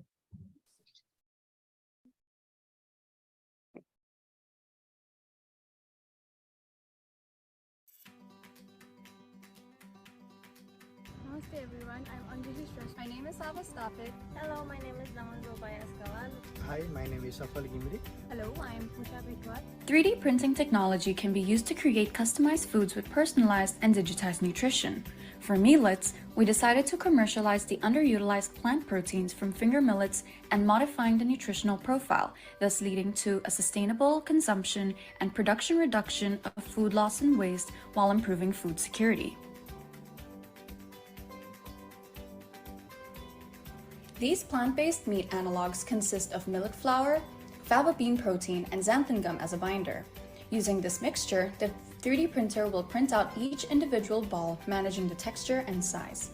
When the consumers receive the product, they will simply have to bake it and cook it through before consuming it. Millets are known as food for the future and as a super cereal due to their higher nutritional value compared to other grains. Within the world of the food industry, 3D printing is an emerging technology that can help to save time, effort, as well as personalize the food product. For example, 3D printing allows opportunities to execute intricate food designs along with controlling the formulation of the product to create a nutrient-rich food. This technology also reduces the addition of chemical additives, minimizes the food loss and waste, requires less manpower, and has low carbon footprint and greenhouse gas emissions. Due to the major issues of food insecurity due to population growth, climate change, as well as changes in diet, utilizing alternative cereals such as millets would have a positive impact in mitigating this issue. This would also reduce the food loss and waste to promote the food system's sustainability by reducing the number of new resources such as land, water, and energy required for increasing food production. Millets have been classified as a smart food, in which they are beneficial for human health and environment. Additionally, the use of 3D printing would also reduce waste and ensure food security through saving resources and increasing yields. Finger millets are a versatile yet underutilized crop that thrives in harsh climate conditions. These crops account for low post-harvest loss, aiding in the reduction of food loss during the production and the processing of millets and the product. Moreover, to expand on the product diversification, utilizing byproducts from other food productions that may normally be counted as food waste, such as spent grains from breweries, may be reused as a raw material along with the millets. 3D printing technology has the potential to improve sustainability in food supply chains by creating value from waste, utilizing novel sources of protein such as insects and algae, and thereby reducing the environmental impact of traditional food supply chains, or by reducing the number of food items required to obtain nutrients. 3D printing has the potential to reduce waste and facilitate the recycling of excess food by focusing on utilizing the precise amount of raw material and save resources. It would allow to control over the composition and proportion of the product depending on the demand, thus would allow for a higher nutritional impact, ultimately contributing to food security as well. This is also a direct manufacturing approach in which materials are added layer by layer to construct individual structures, many of which are not viable with conventional production. Our main goal is to create a gluten-free meat analog by utilizing finger millets, including the addition of other functional ingredients to increase the nutritional value of the food product using a 3D printer. Through this, we can decrease the food loss and waste in the food supply chain while adding on to the diversity of the meat alternatives in the market sustainably, as well as combating food insecurity problems. By optimizing the food processing procedures and streamlining the supply chains, it could reduce the food loss and waste. Using the 3D printer would also aid in optimizing the performance and cost in the upstream segments of the chain, as well as the formulation and texture of the product. Thus, it would ultimately result in a final product that is healthier and of higher quality, reduce the production of waste from the food processing and inventory, increase efficiency, as well as optimize the use of natural and financial resources. The timing justification involves the increase in demand, easy customization, current trends in the market, simplified workflow, changing food choices, as well as addressing the sustainable development goals. In addition to this, the increase in demand for plant-based protein provides an opportunity to explore this 3D technology using millets. By doing so, in this crucial time of peak demands for such products, it would be immensely beneficial for the company to establish a strong foundation for this market. Our company prioritizes achieving the following SDGs, which include zero hunger, good health and well-being, affordable and clean energy, decent work and economic growth, responsible consumption and production, as well as climate change. Our main target groups include middle-income South Asians, where millet farming and consumption or plant-based diet is prominent. This would include working with local millet farmers and increasing visibility and business relations with the buyers and sellers. Our main clients would be business-to-business and business-to-government channels, although direct channels for business-to-customers exist through direct contact through social media and food exhibitions, which is where our main marketing expenses would be in. We would have our website, email, and phone number for contacting. The projection of the second and third years would double each year as millet gains traction and popularity amongst plant-based foods. These expenses would cover everything used to create, process, distribute, and market the 3D printed meat analog. At the end of the first year, the net income is expected to be approximately 309,600 Thai baht, doubling in the following years accordingly. The phase development planning includes 2 pilots. The first pilot includes the identification of community, investment, training, processing, market approach, and distribution. Hello, we are Team Miller.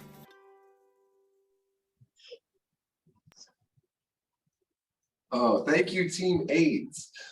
All right, judges, do we have any questions for Team Millets?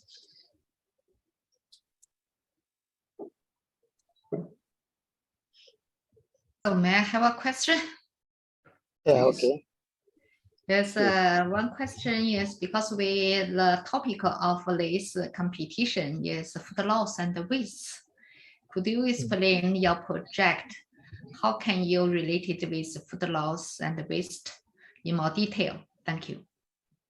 Okay, yes, our product is new, innovative, and it will not have it will have the less food waste. As in millet also, we can.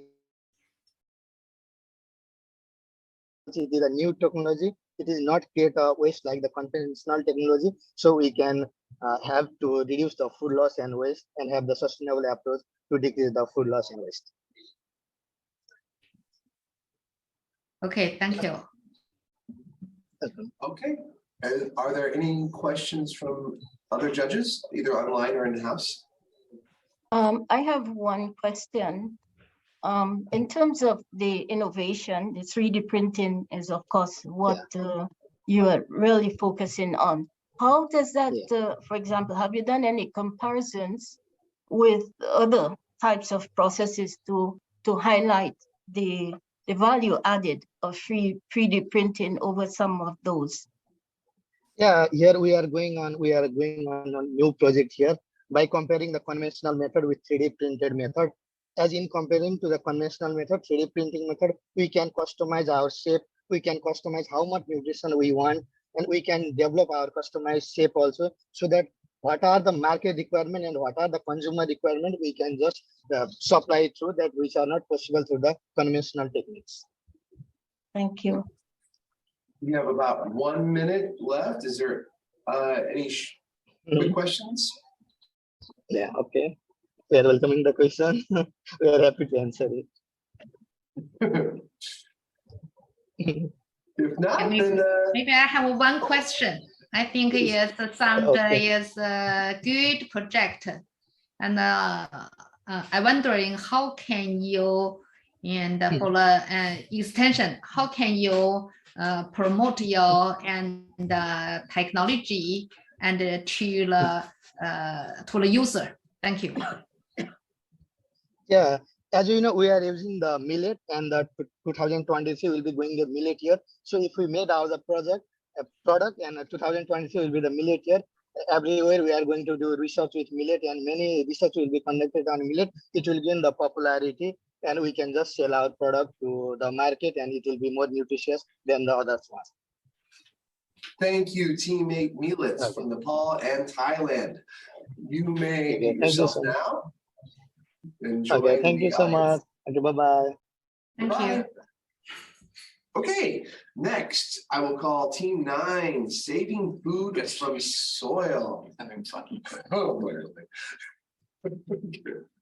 All right. Team 9, saving food from soil. Supported by the Institute of Plant Protection at CAS. Who is the main speaker for this team? Hello, I'm Yan Dongdong from Institute of Plant Protection, CAS. I'm the main speaker of the team. Great. Our colleagues will play the 6-minute video, and then we will have a Q&A session. So without further ado.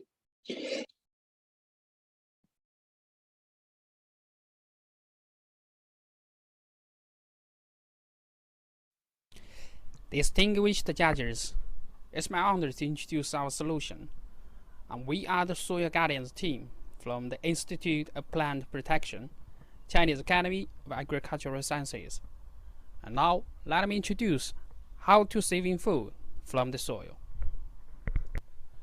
Did you know that 95% of our food comes from soil? But soil-borne diseases cause serious losses to food production. Fungi, bacteria, and viruses, as well as nematodes, may all cause soil-borne disease. In addition, soil-borne disease infected many crops, such as vegetables, tomato, cucumber, feed crops, wheat, cotton, and also fruit trees. Moreover, soil-borne diseases are very difficult to control. At present, there is still a lack of accurate monitoring and diagnostic technologies, and traditional control methods are often lack of stable efficacy. Our solution is called Integrated Soil-Borne Diseases Management, and the soil disinfestation is our core technology. We build an integration system of diagnosis, treatment, remediation. We establish a service model called the Soil Clinic. It can easily send the complex technology to our target users. Our solution includes 4 key technologies. The first step is diagnosis of the soil-borne diseases, and then target treatment, soil disinfestation, activation will be carried out. And finally, soil health assessment system will provide accurate evaluation of the solution. All these professional operations are provided by the specialized service organization. Soil disinfestation is our core technology. We have developed chemical and non-chemical technologies. different soil fumigants could be chosen according to the plan. And we have also developed kinds of machines which could make our work more efficient, stable, and safer. For diagnosis of the soil-borne diseases and soil health assessment, we have also developed rapid detection methods of common soil-borne pathogens and a software for evaluation of the soil health. All the professional operations are provided by Soil Clinic. It's similar to visiting a doctor. Our users only need to make a phone call, and then we will provide all service following standard operation procedure. Our solution has been proved to be effective in Shandong and Yunnan. In Anqiu, our solution served an annual area of 3,000 hectares on ginger. The ginger yield and quality has been greatly improved. Anqiu has become a stable source of supply for the global ginger market. In Yunnan Wenshan City, the specialized service is also developing rapidly on Sanqi ginseng. But compared with other developed countries, soil disinfestation is still in the early stage in China, and it only covers some crops and areas. And soil disinfestation has both demand and prospect in China. And for our team, we have 4 members. I'm the team leader, and we have 3 postgraduate students. Our research group has conducted research on soil-borne disease control since 1998. In addition, Professor Aochen Cao, member of the Mesobromide TAC U-Lab, provides guidance for our team. Our mission is to enhance soil productivity and increase crop yields, and we wish to provide the most beneficial soil environment for the growers to produce healthy, nutritious food. Our value includes raising public awareness that soil protection is vital to ensuring food security. Our solution is mainly designed for the users, including agricultural companies, local feature crops, agricultural cooperatives, and also smallholders.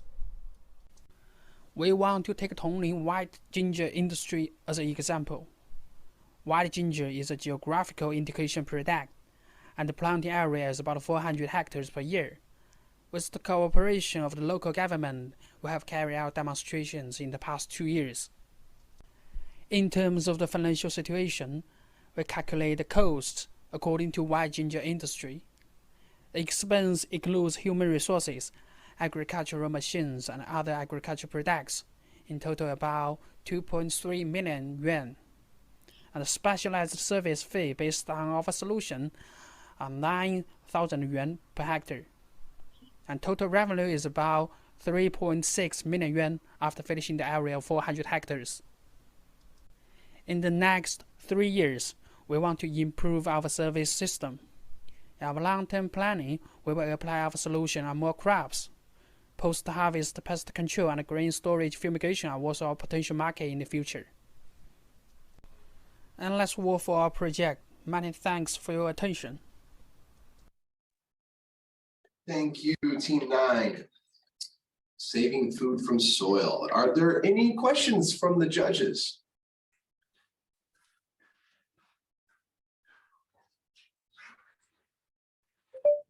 So I have a question, and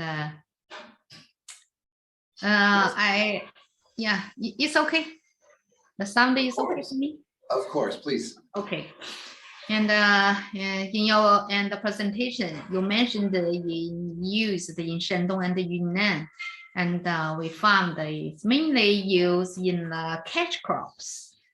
So I'm wondering, can this and measurement your idea and your solution and can be used in stable crops or in the grassland or forest land? Thank you. Thank you for your question, Mr. Yeah.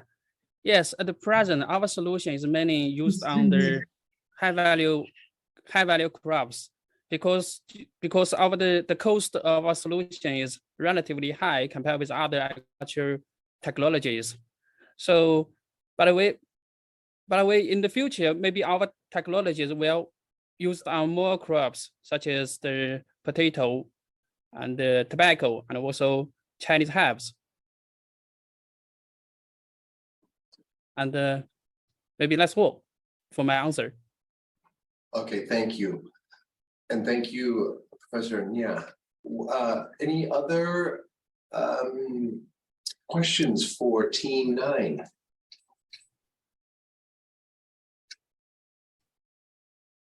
If not, thank you very much. Saving food from soil. You may mute yourself and return to the audience. And now let's call our last team for this category. Team 10, Third Food from China, supported by the Chinese Agricultural University. Who is the main speaker for your team? Thank you very much. Good afternoon. I'm the main speaker, Robin Wu from FAO and from China Agricultural University. Today with Yu Chen and Jing Yi, we will give a live presentation. Thank you. Great. The floor is yours. Please share your screen and start your presentation. Perfect. Okay, I assume everyone can see my screen. Hello again, everyone. We are very happy to present our project, the Third Food. We are actually a group of food engineers trying to introduce a novel processing technology into the real world by applying thousands of times atmospheric pressure to vegetable products. We want to reduce food loss both in quantity and in quality, plus do better for the environment. Please stay with us and let's see how it works. Now, let's take a look at the food loss situation in China. Quantitative food loss is indeed a problem. About 45% of total food loss and waste occurs at post-harvest handling and storage stages. At these stages, the highest share falls on fruits and vegetables, which accounts for 25%. The loss is mainly attributed to the perishable property of fresh agricultural products and the shortage of cold chain logistics. Besides, we cannot overlook the loss in food quality. 2022 China Food and Nutrition Development Report suggested that China's food security is being threatened by nutrient loss due to overprocessing and improper storage. We studied how traditional thermal processing methods and freezing and frozen storage causes vegetable quality loss. It turned out that these methods affect the texture, color, flavor, and destroy the nutrients. So our team want to find a solution to reduce quantitative loss of vegetables during post-harvest handling and storage stages, as well as to preserve the quality by minimum processing. We applied a green non-thermal technology, which is nutrition sensitive and environmental friendly to address this issue. And the solution is UHP, the ultra high pressure processing, using high static pressure to food products in order to inactive enzymes and destroy microorganisms to extend shelf life. Not like heat treatment, UHP hardly impact on the structure and the texture of vegetable products and can increase utilization from 10 to 15%. By protecting the covalent bonds, UHP also reduce nutrient loss a large amount for about 95%. Besides, it can minimize the reduction of food quality, such as natural taste, color, and smell. Well, there are a lot of advantages of these techniques. The problem is really the high price of the equipment. The Third Food trying to bring the theory to practice. With more than 2 decades of research, we acquired a number of key patents and have developed China's first 600 liters high pressure equipment with independent intellectual property rights, greatly reduce the cost of the equipment. We also developed cloud-based operating systems and a product database.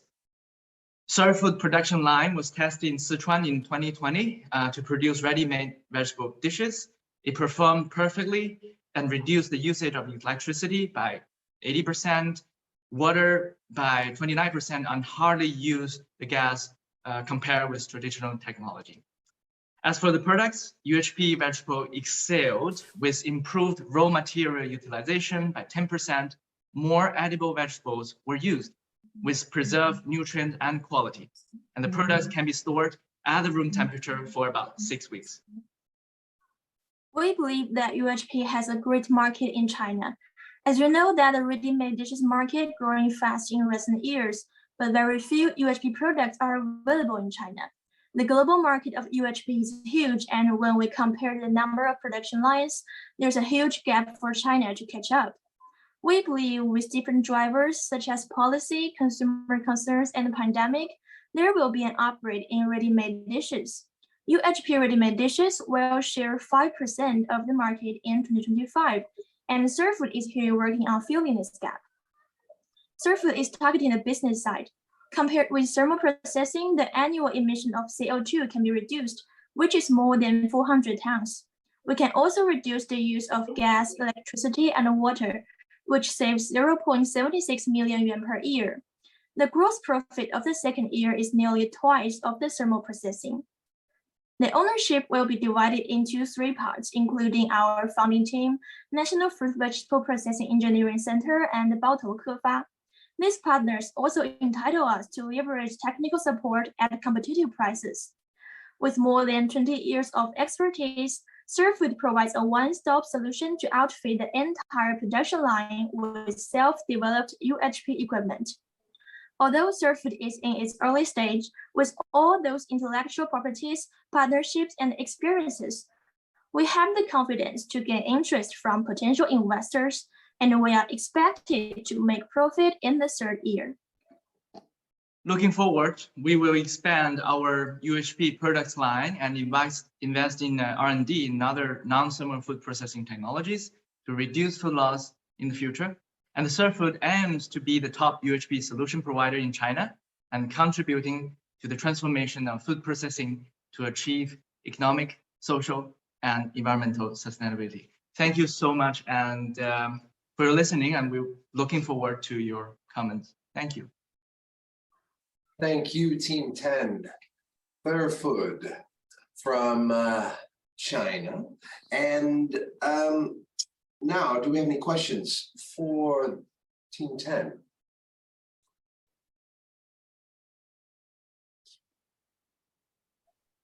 I have one question for the team. I think it's a very nice and very innovative project and approach. How does the cost of the final product, we know it's of a better nutritional quality, obviously, but how does that process impact on the accessibility economically for all target groups of people, the cost of the final product? Hi, Rosa. Thank you very much for your question. So I think you made a very nice point. I have to say you made a very nice point.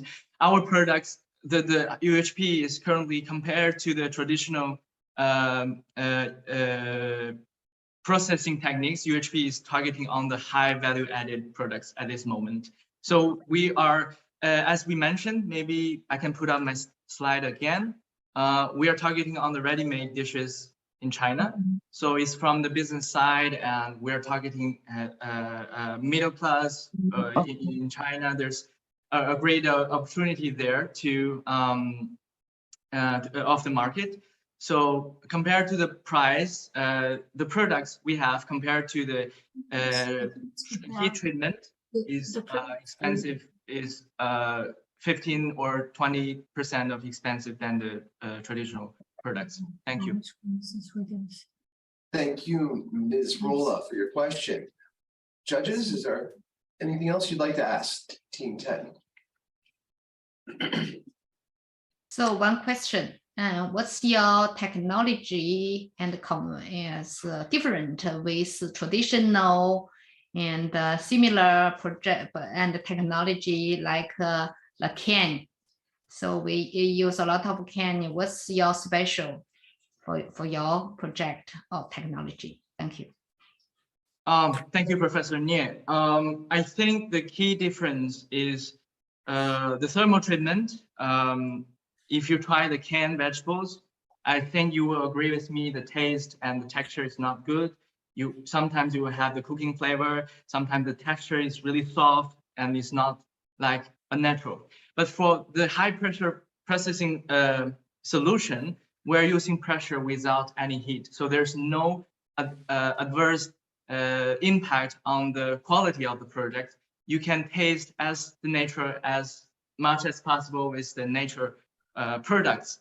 That's the one. And the second is compared to the traditional technologies, it really reduced the nutrient loss because, as you all know, the heat will destroy the nutrient compounds, the biofunctional compounds, etc., such as vitamins. So UHP really do this, has its greatest advantage in this part. Finally, compared to the heating treatment, we can also reduce the quantity loss. Thank you. Thank you, Third Food, Team 10. And that concludes the end of the presentations for category 2. We are once again going to take a 5-minute break. Judges, once again, please check your scores and send the scoring to our scorekeeper. Online judges, if you want to change your score for any team in this category, you may do so now. Teams belonging to the last category, new pattern, please ready your presentations. We will now take a 5-minute break.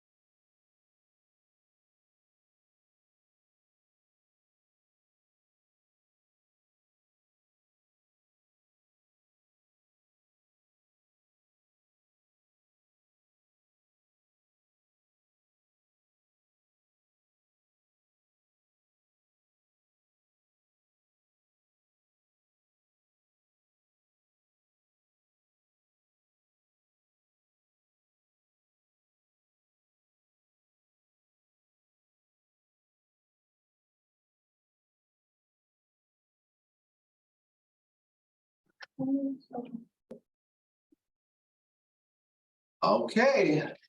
let's welcome everyone back from our break. We have our last category, new pattern. All right, so teams 11 through 15, please be ready for your presentations.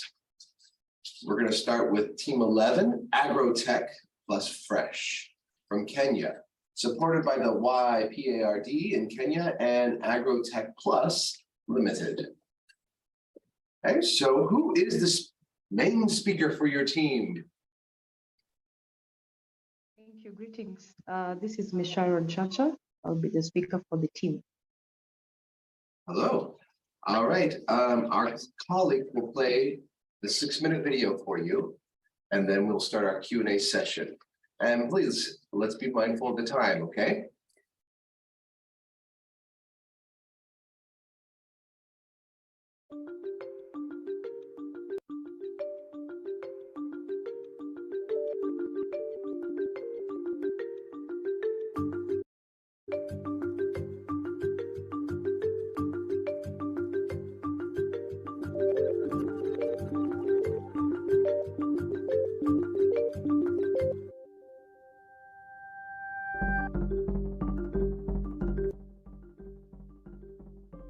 On a farm in a Kenyan village with my mother, who is a smallholder tomato farmer. We worked very hard on our farm, but our joy was dimmed during the pre and post harvest of our fresh tomatoes. This was attributed to lack of access to mechanized technologies such as cold storage facilities for highly perishable crops like our tomatoes. My mother had no choice but to sell the tomatoes at very low farm gate prices to any buyer to minimize losses, or sometimes she did not sell at all. I know if my mother had access to such mechanized technologies, her profits would double, making it easy for her to pay my school fees while attending to other needs. My name is Sharon Chacha. I am the co-founder and the Chief Operations Officer of Agrotech Plus Fresh. My team and I are currently on a mission to build sustainable food systems in Africa by leading innovations that reduce food losses. According to the United Nations Food and Agriculture Organization, 1.3 billion tons of food is lost every year across the globe, which is contributing to up to 10% of the global greenhouse gas emission. In sub-Saharan Africa, smaller farmers are losing up to 40% of all the harvested produce before getting to consumers.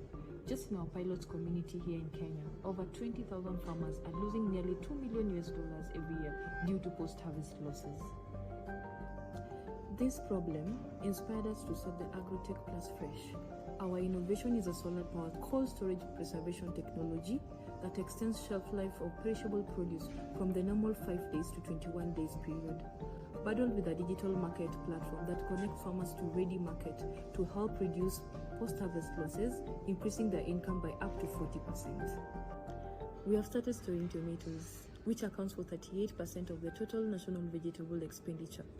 With over 5,000 farmers interested in our services, our solution is helping farmers extend the shelf life of their produce over 5 times longer than their normal shelf life under ambient temperatures, helping them reduce losses by 50%. The market for off-grid solar cold storage solution in sub-Saharan Africa is $6.25 billion USD. In Kenya alone, this represents 5 million potential customers. We are targeting youth and women smallholder farmers as well as cooperatives, mainly in the off-grid areas, with farmers paying only $25 for a whole 3-week period. I am very proud to let you know that our solution is helping farmers save $98 on each 100 kilogram crates, which would have otherwise been lost. In the next 2 years, our solution aims at reducing post-harvest losses in our horticultural pilot community by 50%, helping farmers increase their income by over $1 million, boosting the local economy and reducing food waste carbon emissions. Agrotech Plus Fresh is raising $1 million to install 40 solar-powered storage across high-potential food production and consumption centers in Kenya. Secondly, to develop technology for market linkages, and thirdly, to further build a team for scale. Ladies and gentlemen, together with our 6 global partners, we invite you to join us on this mission to reduce post-harvest losses and ensure a long-lasting profit for smallholder farmers across Africa. Thank you. Thank you, Agrotech, Team 11. Judges? Any questions for agrotech? Okay, I have a question. So Team 11, thank you very much for your very intriguing presentation. And my question is that, so how effective the solar panel is in maintaining the cold storage? What if it is broken or goes off? Do you provide any maintenance service? Am I clear? Okay. Yes, you are. Thank you. Thank you very much for that question.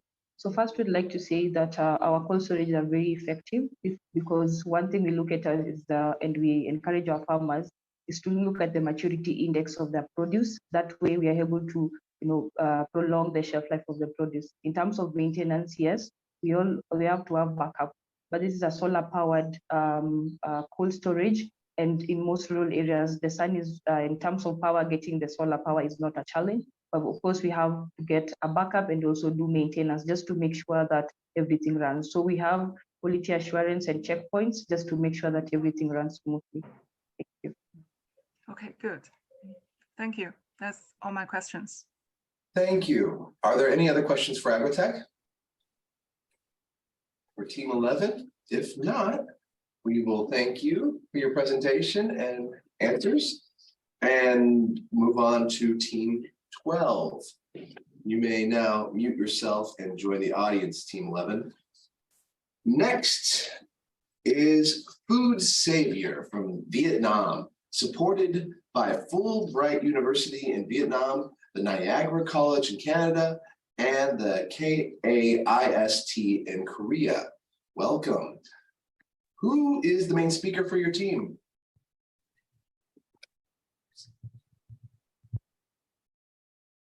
So Hi, yeah, we are the main speaker for the teams. Okay. All right, so the floor is yours. Please share your screen and start your presentation when ready. I'm screen sharing right now and hope everyone is seeing it. We see it perfectly. Okay, great. Yes, thank you. Hi everyone, and I am Long Jung, and today with my team Food Savior, we have Nguyễn Bảo Ngọc, Trần Quốc Long, and Nguyễn Chí Thiện.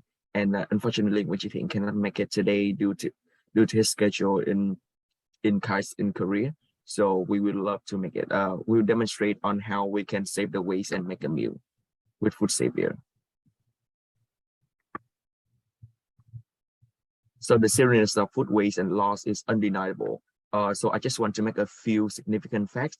First of all, one in three part of a global production of food waste is edible and can feed around 3 billion people. A waste in food means a waste in the public and private economy that creates food insecurity. From developing country to industrialized country, food waste and loss appear in many stages, from harvesting to purchasing of the customer. Household food waste become a top billion tons problem with no or less approach solution besides raising awareness. Food loss and waste is a global billion crisis for food security that should be taken up to places across country and stages. And we believe in a solution that is flexible and scalable. More than 80% of countries, regardless of income rate, has the inflation more than 5%, and the food price also increased in 55% from 2020 to 2022. Looking to the chart of food banks after COVID-19 in late 2020, donation has dropped, but the demand is still high, leading to additional purchase. Even food bank, one of the most popular solutions for food loss and waste, are struggling to sustain due to unsustainable sources in the context of higher demand and lower supply. And after some observation, we have some insight of food banks, a model that we use at the case study, since it shares some similarity with another model. Food bank is striving for reducing food waste and ending hunger simultaneously by prioritizing food redistribution in tandem with hunger alleviation. However, food banks rely on third party for food donation, which hinder them from working effectively. And our challenge is to optimize the food loss and waste sourced within the community and reallocate effectively to sustain the model. Food Saver is positioned as a social enterprise that includes maximizing social impact of reducing food loss and waste alongside profit to sustain the model of saving and giving. So we collect food from different sources within the community. It's either from the household or grocery retailer, farmer, fishery, food manufacturer and distributor, restaurant and hospitality. And by using the shared kitchen to process it, we can make to the meals, and then we're gonna have three streams. The first one is provide free meals to the food insecure people. The second one for profit and social impact is sell those meals in low price for low to medium wage workers. And the third one is set and use for the other business, and then we're gonna use the revenue from those sales to reinvest into the model to make it more sustainable.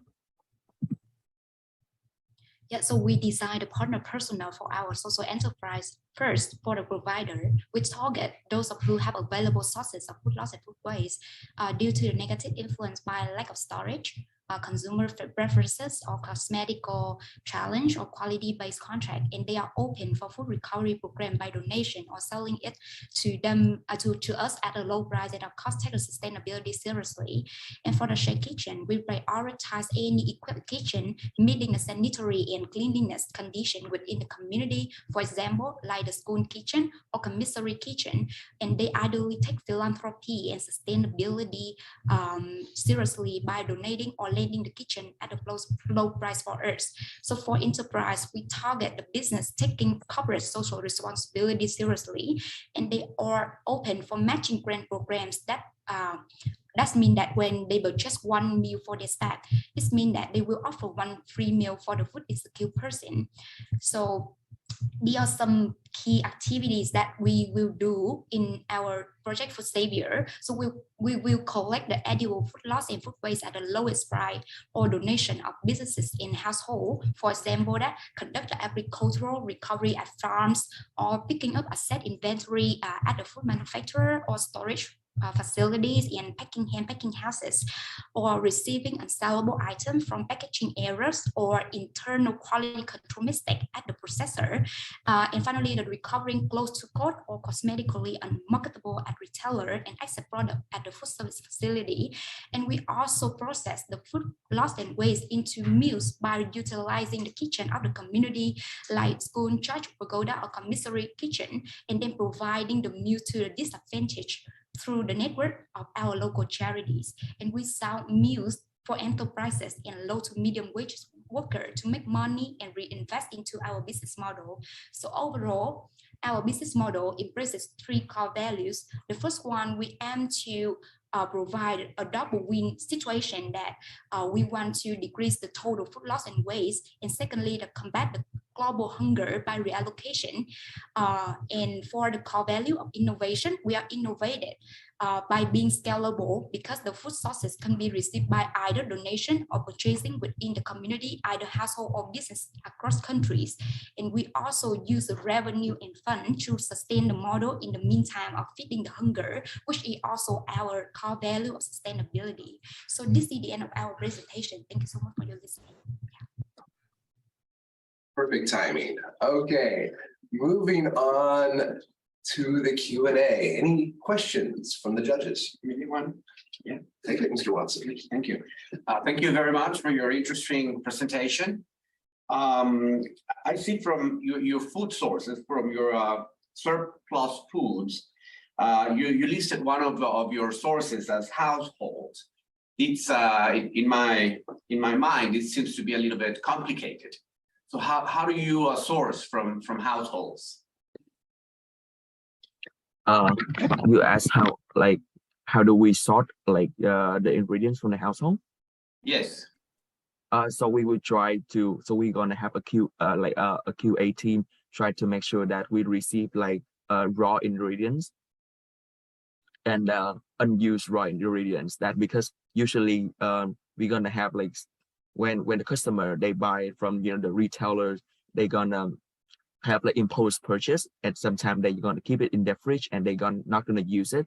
So and they're gonna want and sometimes they're gonna want to make after they keep it in the fridge for a long time, it's still edible, but they want something fresh, they want something nice. So we will encourage people to either donate it or they can sell it to the low price for us. But yeah, we're gonna use unused raw ingredients, and we target the impulse purchase for it. And because I think it's also innovative, because I don't think a lot of other business focus on household right now, and household is like the top one that creating food waste. That was actually my follow-up question, also related about your food sources. How much percentage-wise is coming from households? I think we already percentage-wise in household, we already show like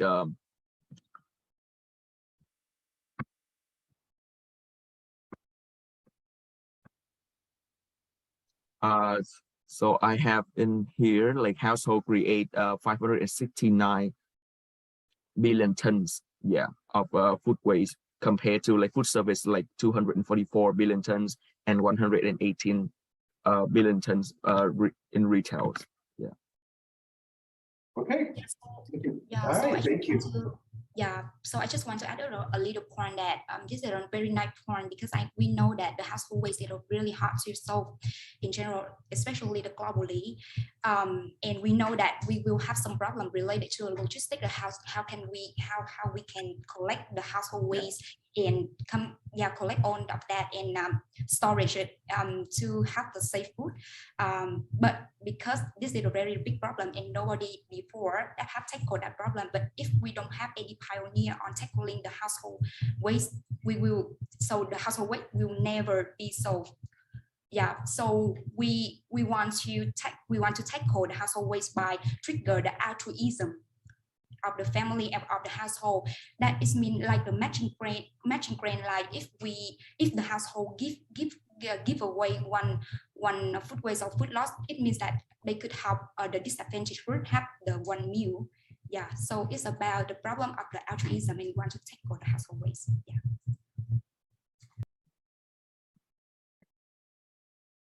Thank you very much, food savior. All right, you may mute yourselves and join the audience. And now let's move on to the 13th team, Garbage in Treasure Out. Garbage in Treasure Out. From Zimbabwe, supported by JR Farms. Who is the main speaker for your team? Team 13. It's Melissa M. Ngube. I'll be the main speaker, Melissa M. Ngube. Okay, great. Our colleagues will play a 6-minute video, okay, that you have made, and we will then continue with the Q&A session.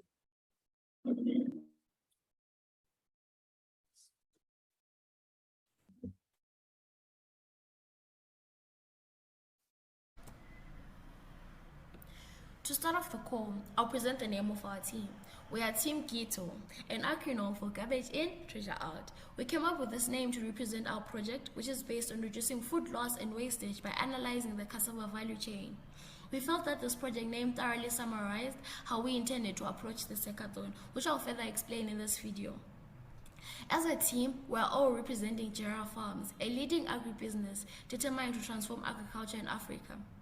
Allow me also to introduce myself. My name is Melissa M. Ngube, and I'm from Zimbabwe. I'm part of this team, standing as the team lead for this particular project. I have experience in new media communications. And then we have Fumni from Nigeria, who is the Chief Financial Officer and one of the founders of JR Farms. She has experience in project management, which will help our team in bringing this project to life. And then we have Cynthia from Rwanda. She has experience as a researcher, which will help us in the collection of data and finding ways to make this process as simple as it can be to the smallholder farmers to adopt the application that we propose. And then we have Hamed, our IT designer.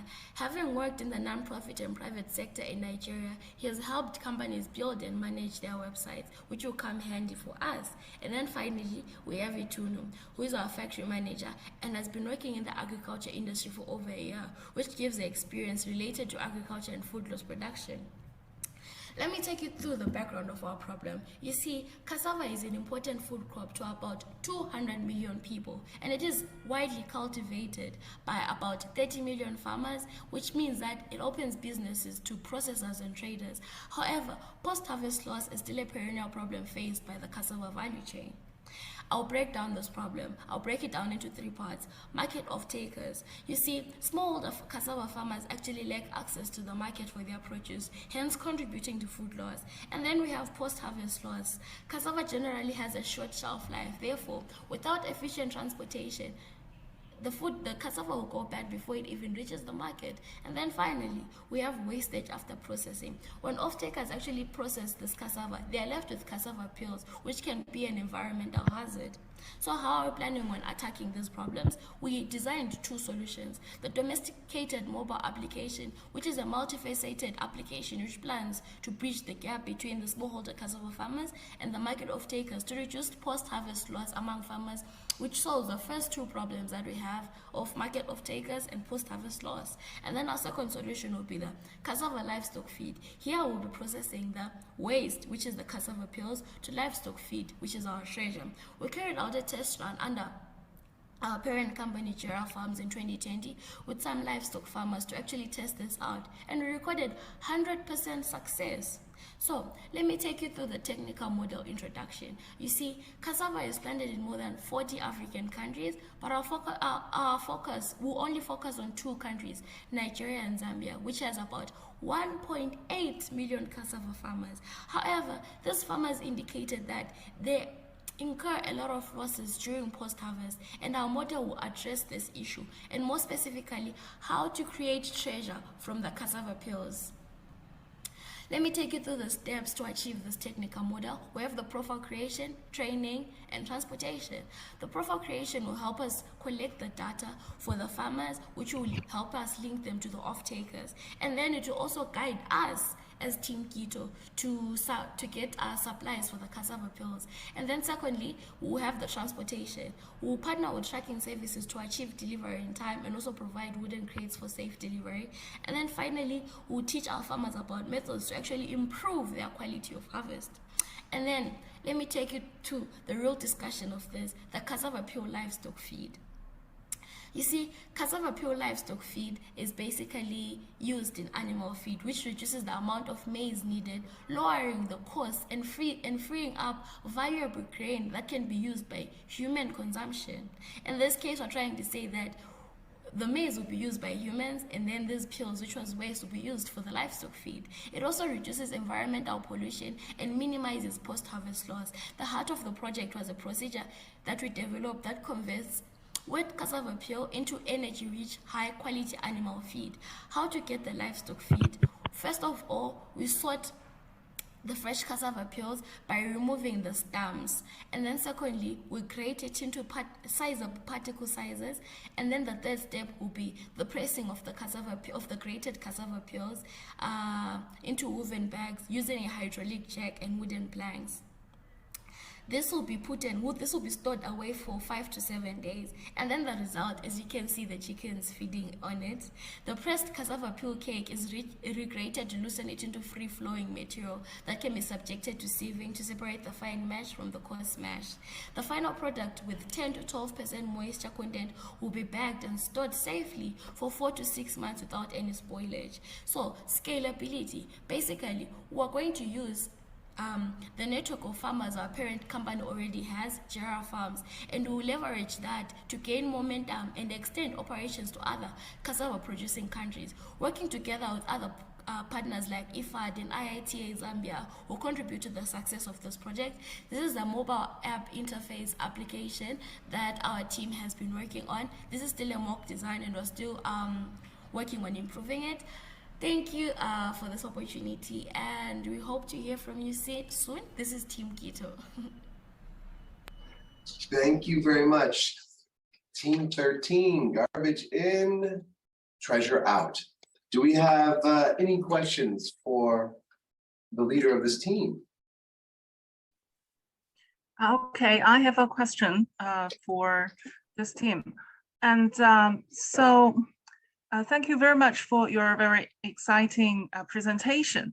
And could you explain a little bit more about what will be the strength of this feed made out of the cassava peels, like in terms of its competitive price or nutrition, and how big will the market be?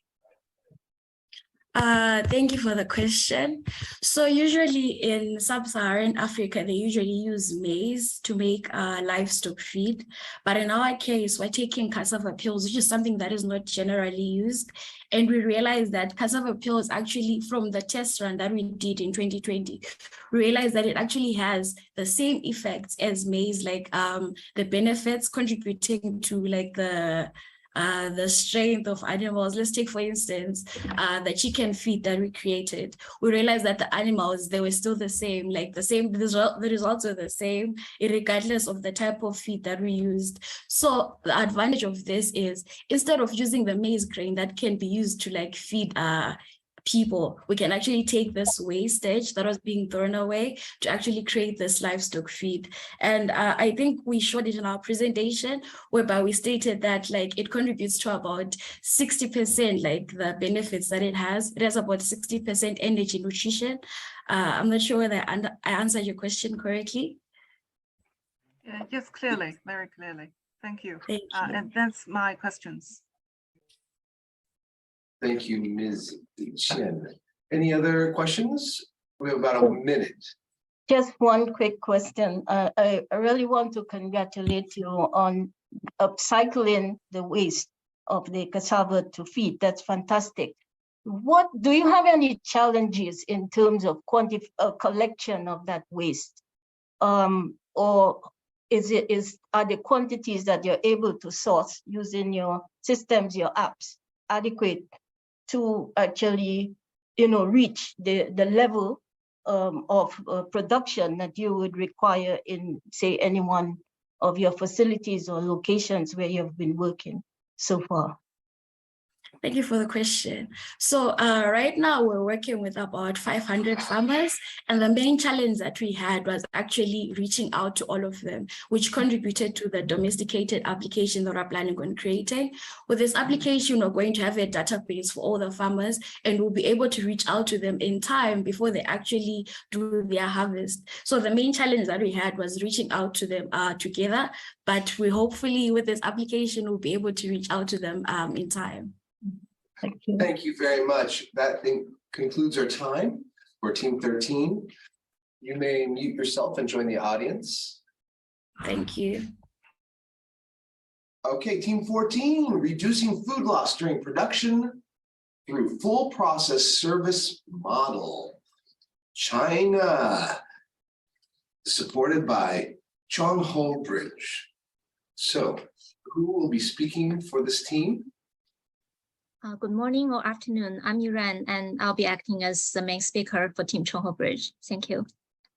Great. Our colleagues will play the 6-minute video for you, but please be ready for the Q&A session that follows. Great. Thank you.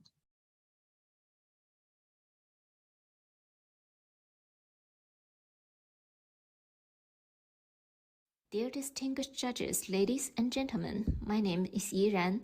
We are a team of colleagues from Chongho Bridge, a company focused on serving small and micro-rural customers through services in microcredit, agriculture production, and more. There is no questioning the importance of food security for the livelihood and well-being of our humankind. Food loss and waste accounts for 1/3 of global food production, posing serious challenge to the ever-urgent issue. This is exacerbated by various factors, not least of which climate change, as extreme weather and natural disasters increasingly affect food production.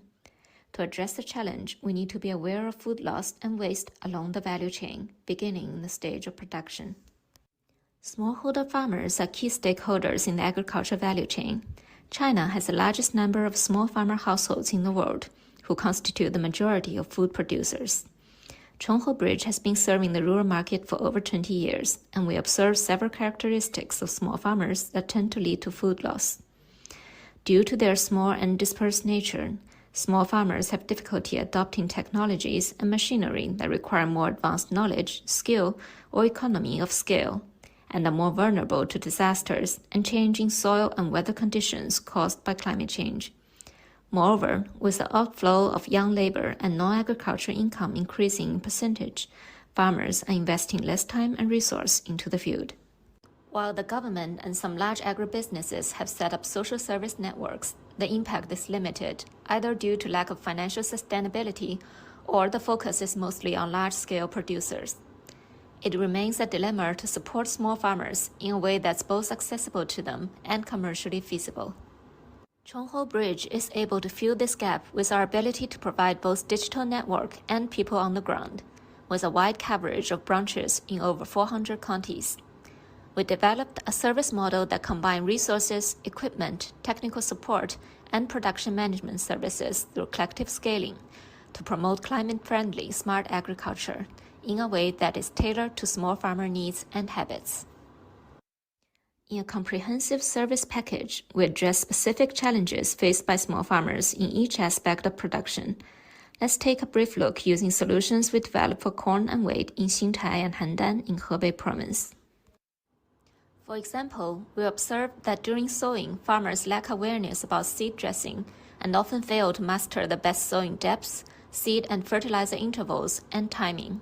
We provide technical guidance as well as access to advanced machinery by scaling up the demand.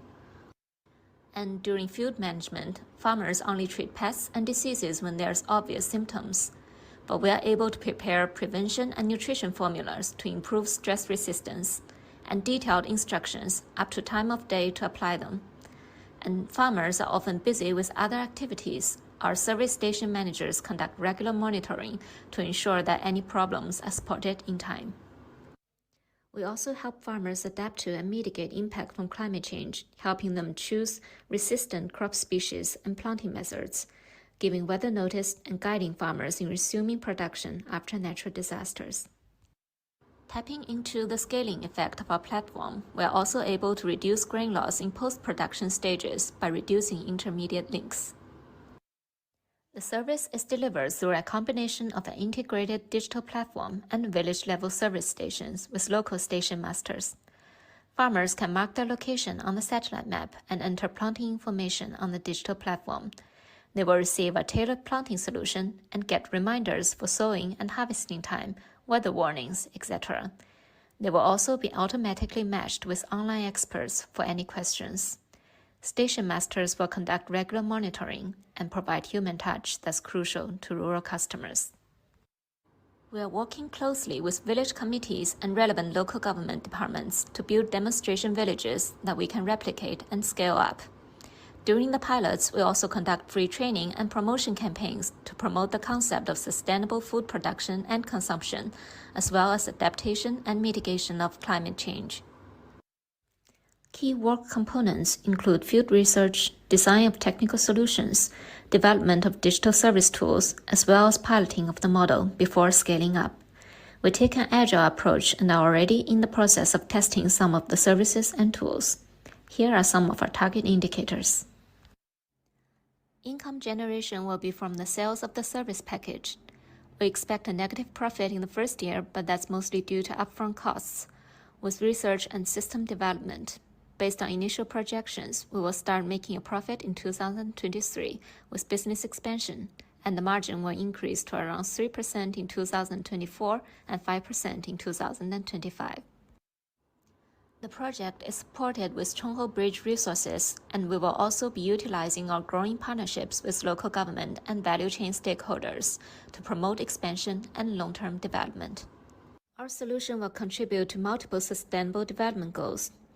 In addition to reducing food loss and waste along the value chain and helping achieve food security, we can help create job opportunities, build farmers' income, capacity, and risk resilience, especially for rural women, as we encourage them to become service station masters. By reducing excessive use of fertilizers and pesticides, we also help reduce greenhouse gas emissions and damage to the soil. Thank you for listening to our project, and happy to take any questions. Great, because I'm sure we have some. Is there anybody who is judging that would like to ask this group, Team 14, a question? Okay, I have a question to this team. Thank you for your presentation. And So would you please explain a little bit more on what's new here? I think there might be some existing service pattern already like yours. So would you explain a little bit more about what's new here? Thank you very much for your question. Indeed, there are some large agribusinesses that have been experimenting with similar patterns, but what they are currently doing is still mostly focused on large-scale producers, and because of their model, they are currently unable to really reach down to the level of small-scale producers who has a higher demand on the ability, to translate very complicated concepts and technical models into instructions and language that are easy for them to understand and to implement. So with our model, we deliver the services in such a way that's able to ensure accessibility for those small farmers. So established service team that's right down to the village level. And also we create a platform that can benefit stakeholders all along the value chain with our socialization services, where we scale up demands from those small scale farmers. Okay, thank you. Thank you very much. Okay, we have about 1 minute left. If there is any more questions, please ask it now. Okay, then let's move on. Thank you very much, Team 14, for your presentation and for your answers. You may now mute yourself and join the audience. You're welcome. All right, finally, our last group to present is the Wohua model of agricultural socialization service. Helps to save grain and reduce loss from China, supported by the Wohua Technology and China Agricultural University. Team 15, who is representing this team? Oh, here. Great. All right. The floor is yours. Please share your screen and start your presentation as soon as you are ready. Okay, all right. Good afternoon, good evening, good morning, everyone. This is Ting Meng from China Agriculture University. We are the final teams, so thank you so much for the judges and the audience. On behalf of our team, we'd like to share our project on little green onion and big food safe. Basically, we want to address 4 questions. The first one is why our project is important. The second one is what is our solution? And number 3, and how is the effect and influences? And the last one is who are we? As you know, vegetables and fruits has higher loss rate than stable food. On the other hand, it also means compared to other different agriculture products, vegetables has a large loss reduction potential.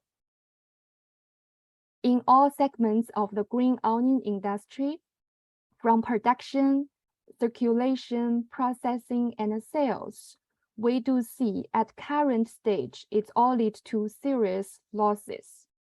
Therefore, we propose and implement our solution based on entire supply chain, from research to production to product distribution and then marketing and sales.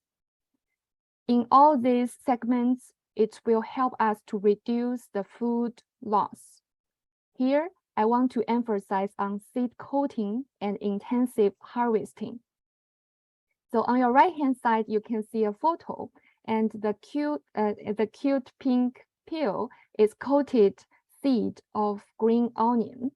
And this coat is after we research and development and also select the material, and it is made of growth promoting substances. And after coating, actually the size in the photo is already 20 times larger than previously.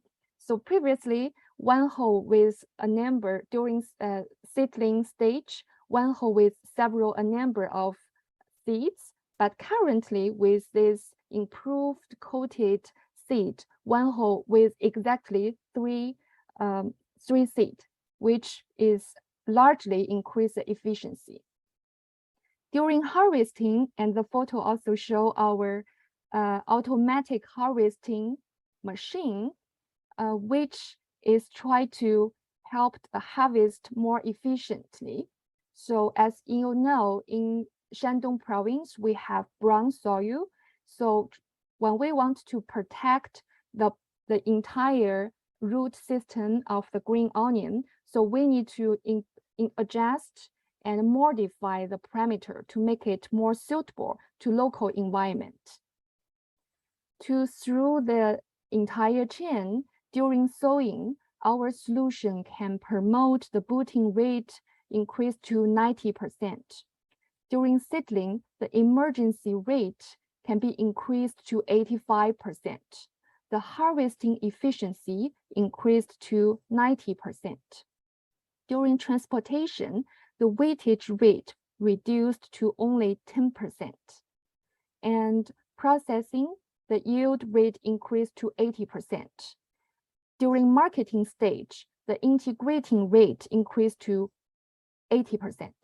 So all those numbers in the segments adding together, it made our total supply chain food loss reduction a huge one, which is 60% to 70%. What makes our solution unique? First, we provide solutions for the entire supply chain. It's not only on one of several segments, but it's provided an integrated solution. Number two, we have a good partnership between universities and industry. We have been working with Wohua company for 10 years. So our solution is not only research to technology, but it goes to the ground and goes to the farm and implementation. Number three, so we have researchers, private companies involved. That's not enough. So through the comprehensive socialized services, we also driving broader farmers. So currently, our patents driving more than 2,000 local farm households. This is our 6 members and our cooperating members. Thank you so much for your kind attention. We look forward to hearing questions and feedback. Thank you. Thank you, Team 15. Judges, do we have questions for Team 15? Okay, I have a question for Team 15, and thank you for your presentation. So like you have told us in your presentation, you have worked with Wohua for several years already. Then you are using this model already with some farmers, or you are just at the very initial stage? Thank you for the question. That's a very good one. And actually, this is not just in the lab or it's in initial stage. We have been using these patents, this socialized modern services to actual farmers. Like I introduced, currently, Wohua company using these patents to serving more than 2,000 local farmer household, and also the local farmland with contract with Wohua to have this kind of services. It's more than 20,000 farmland. Thank you. And okay, so a follow-up question. Then, though, how big is the profit? I mean, the profit for Wohua company and also the profits for the farmers. Yes. That's a very critical one, and we are from agriculture economic background, and we do have the cost benefit analysis for these patents, and based on our data from our survey and also our previous experiences. So currently for Wohua company, the cost is like one mu is 1,030 it's 3,000 yuan for mu for cost, and the revenue is doubled, more than 2,600 mu. So we can and this is the per unit profit or revenue, and also it's serving 40,000 mu already. So it adds to a big revenue, more than 55 million yuan a year. Thank you. Thank you for your question, Ms. Qian. I think we have an in-house question here from Mr. Watson. A very quick question. This is a very interesting model.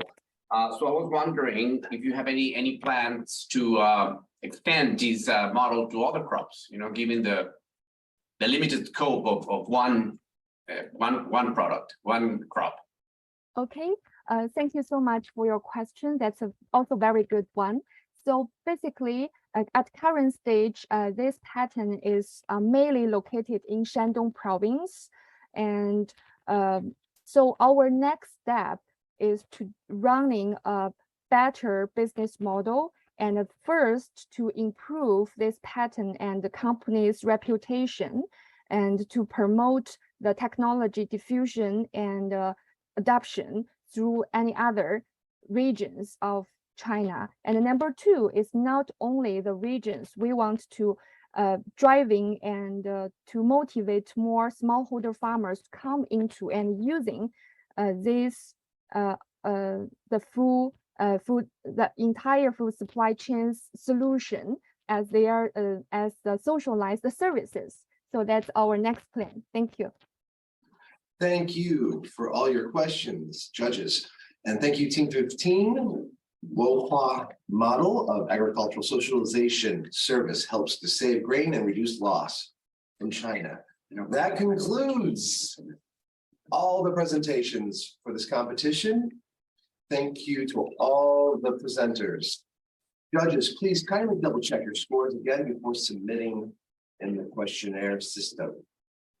And now I would like to invite Professor Nia Feng Ying, the Executive Deputy Director General of Center for International Agricultural Research of CAS, Deputy Director General of Agricultural Information Institute of CAS, to give the closing remarks. Welcome, Professor Nia. She may be still scoring, so take your time. Okay, and finally, ladies and gentlemen, congratulations to all participants for successful completing the final competition of the 2022 Youth Hackathon of reducing food loss and waste. I was excited to see so many great innovative ideas proposed by the global youth leaders. Thank you for all presenting your amazing innovation solution for addressing food loss and waste from diversified perspectives. As mentioned by Mr. Watson in opening remarks, food security is essential for well-being of all people on Earth. Food loss and waste must be reduced for enhancing food security and nutrition, which requires efforts by all nations and individuals.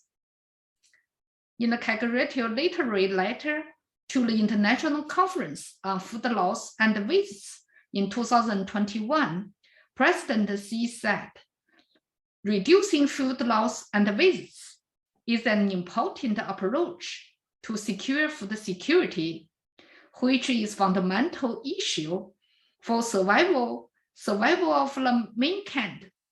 While it faces challenges as the COVID-19 pandemic is spreading globally. He urged the global community should accelerate actions to reduce food loss and waste. Since last year, FAO and CAS has begun working on establishing a new platform to promote cooperation research, technical exchange, personal training, and advisory services with specified focus on food security, digital agriculture, plant protection, soil management, climate change adaptation, etc., to better support the achievement of the United Nations SDGs, FAO mandates, and the CAS international development goals. Echo to advocacy of President Xi, FAO representatives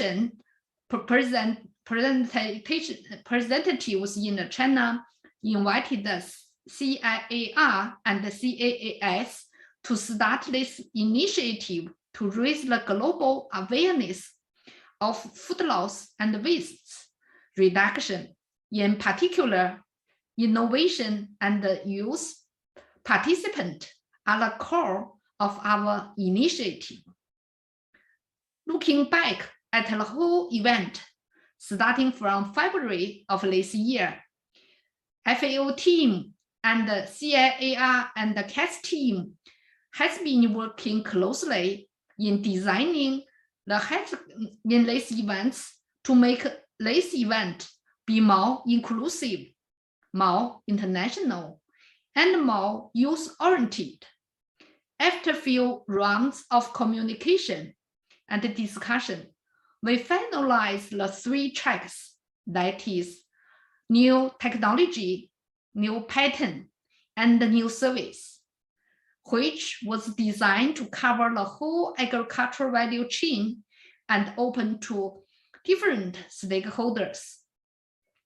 With the support of a partner organization, this event has received attention from all over the world. The participants are from the 21 countries.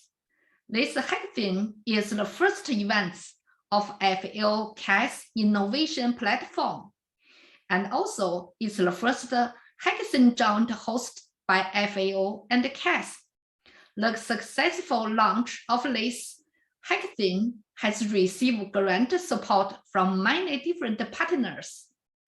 In this regard, I would like to take this opportunity to express my sincere gratitude to all our partners, the Food and the Agriculture Organization of the United Nations, the China Office, Department of International Cooperation of China Academy of Agricultural Sciences,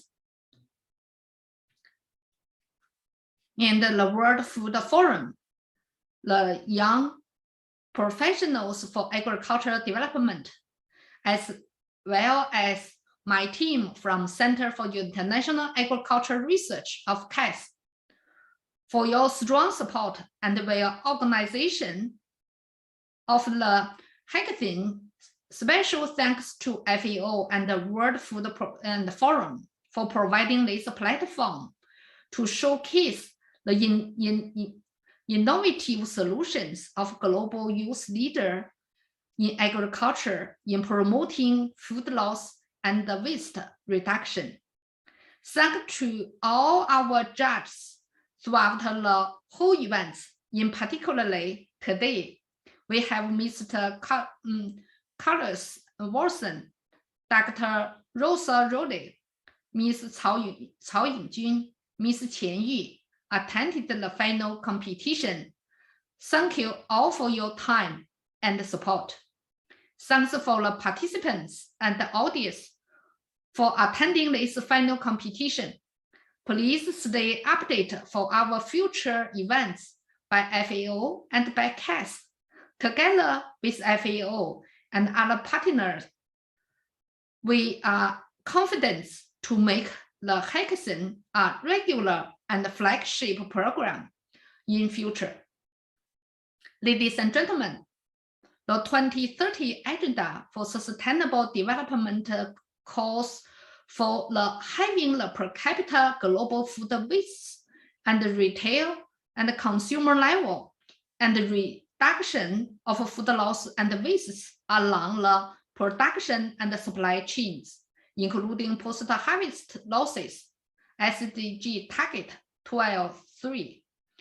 Achieving this target would have significant implications for fight against climate change and secure global food security. Collective approach are demanded to tackle the problem. This requires a development and implementation of national strategy, policies, and partnerships designed to accelerate actions to reduce food loss and waste. Stakeholders at all levels also has a key role to play. This is including the farmers community, actors along the supply chain, researchers, academia, as well as each one of us as a consumer. Together, we can make this world a better place for all human beings. Now, I'm excited and proud to close the final competition of the 2022 Youth Hackathon for reducing food loss wastes. See you next time. Thank you. Bye-bye. Thank you, Professor Nia. Thank you. Thank you. Yes. Thank you very much. This does Thank you, all conclude the the competition participants. portion. Wait, before you all go though, before signing off, please, would all in this competition please turn on their cameras one last time so that we can take a worldwide group photo for posterity. All right, straighten the tie.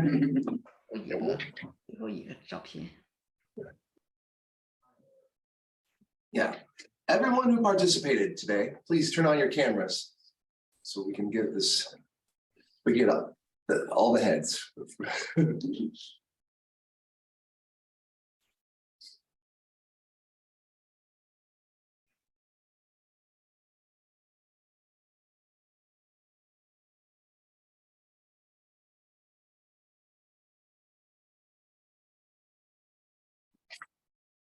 A couple more, please.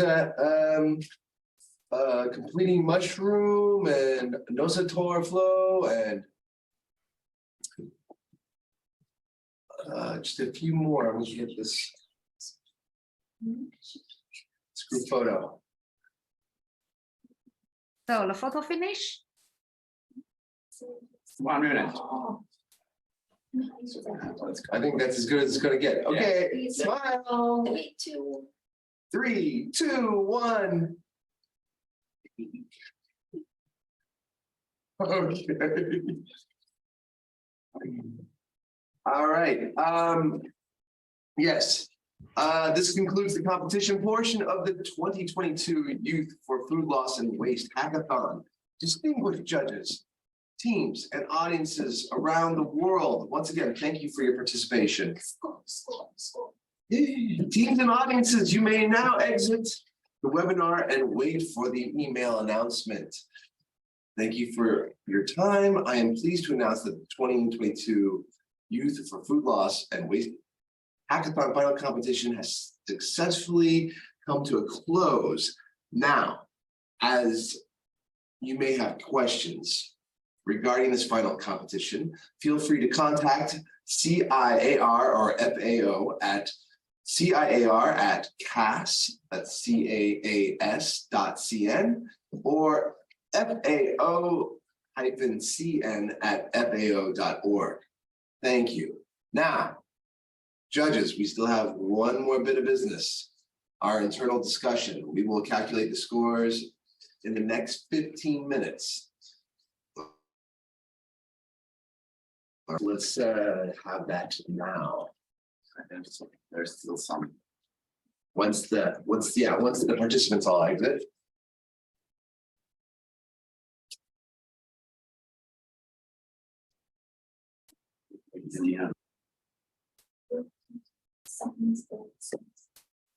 Yes, this is the time now to submit your scores, judges. And if we wish to share, If there's still a lot of participants still there. Okay, no one, two. oh yeah, yeah, there's 34 participants. So can we and like the audience and the participant leaving for the Audience has to leave now. Well, the webinar has ended, so what I recommend, if the participants who are not judges are still in the Zoom, we can kick them out, can't we?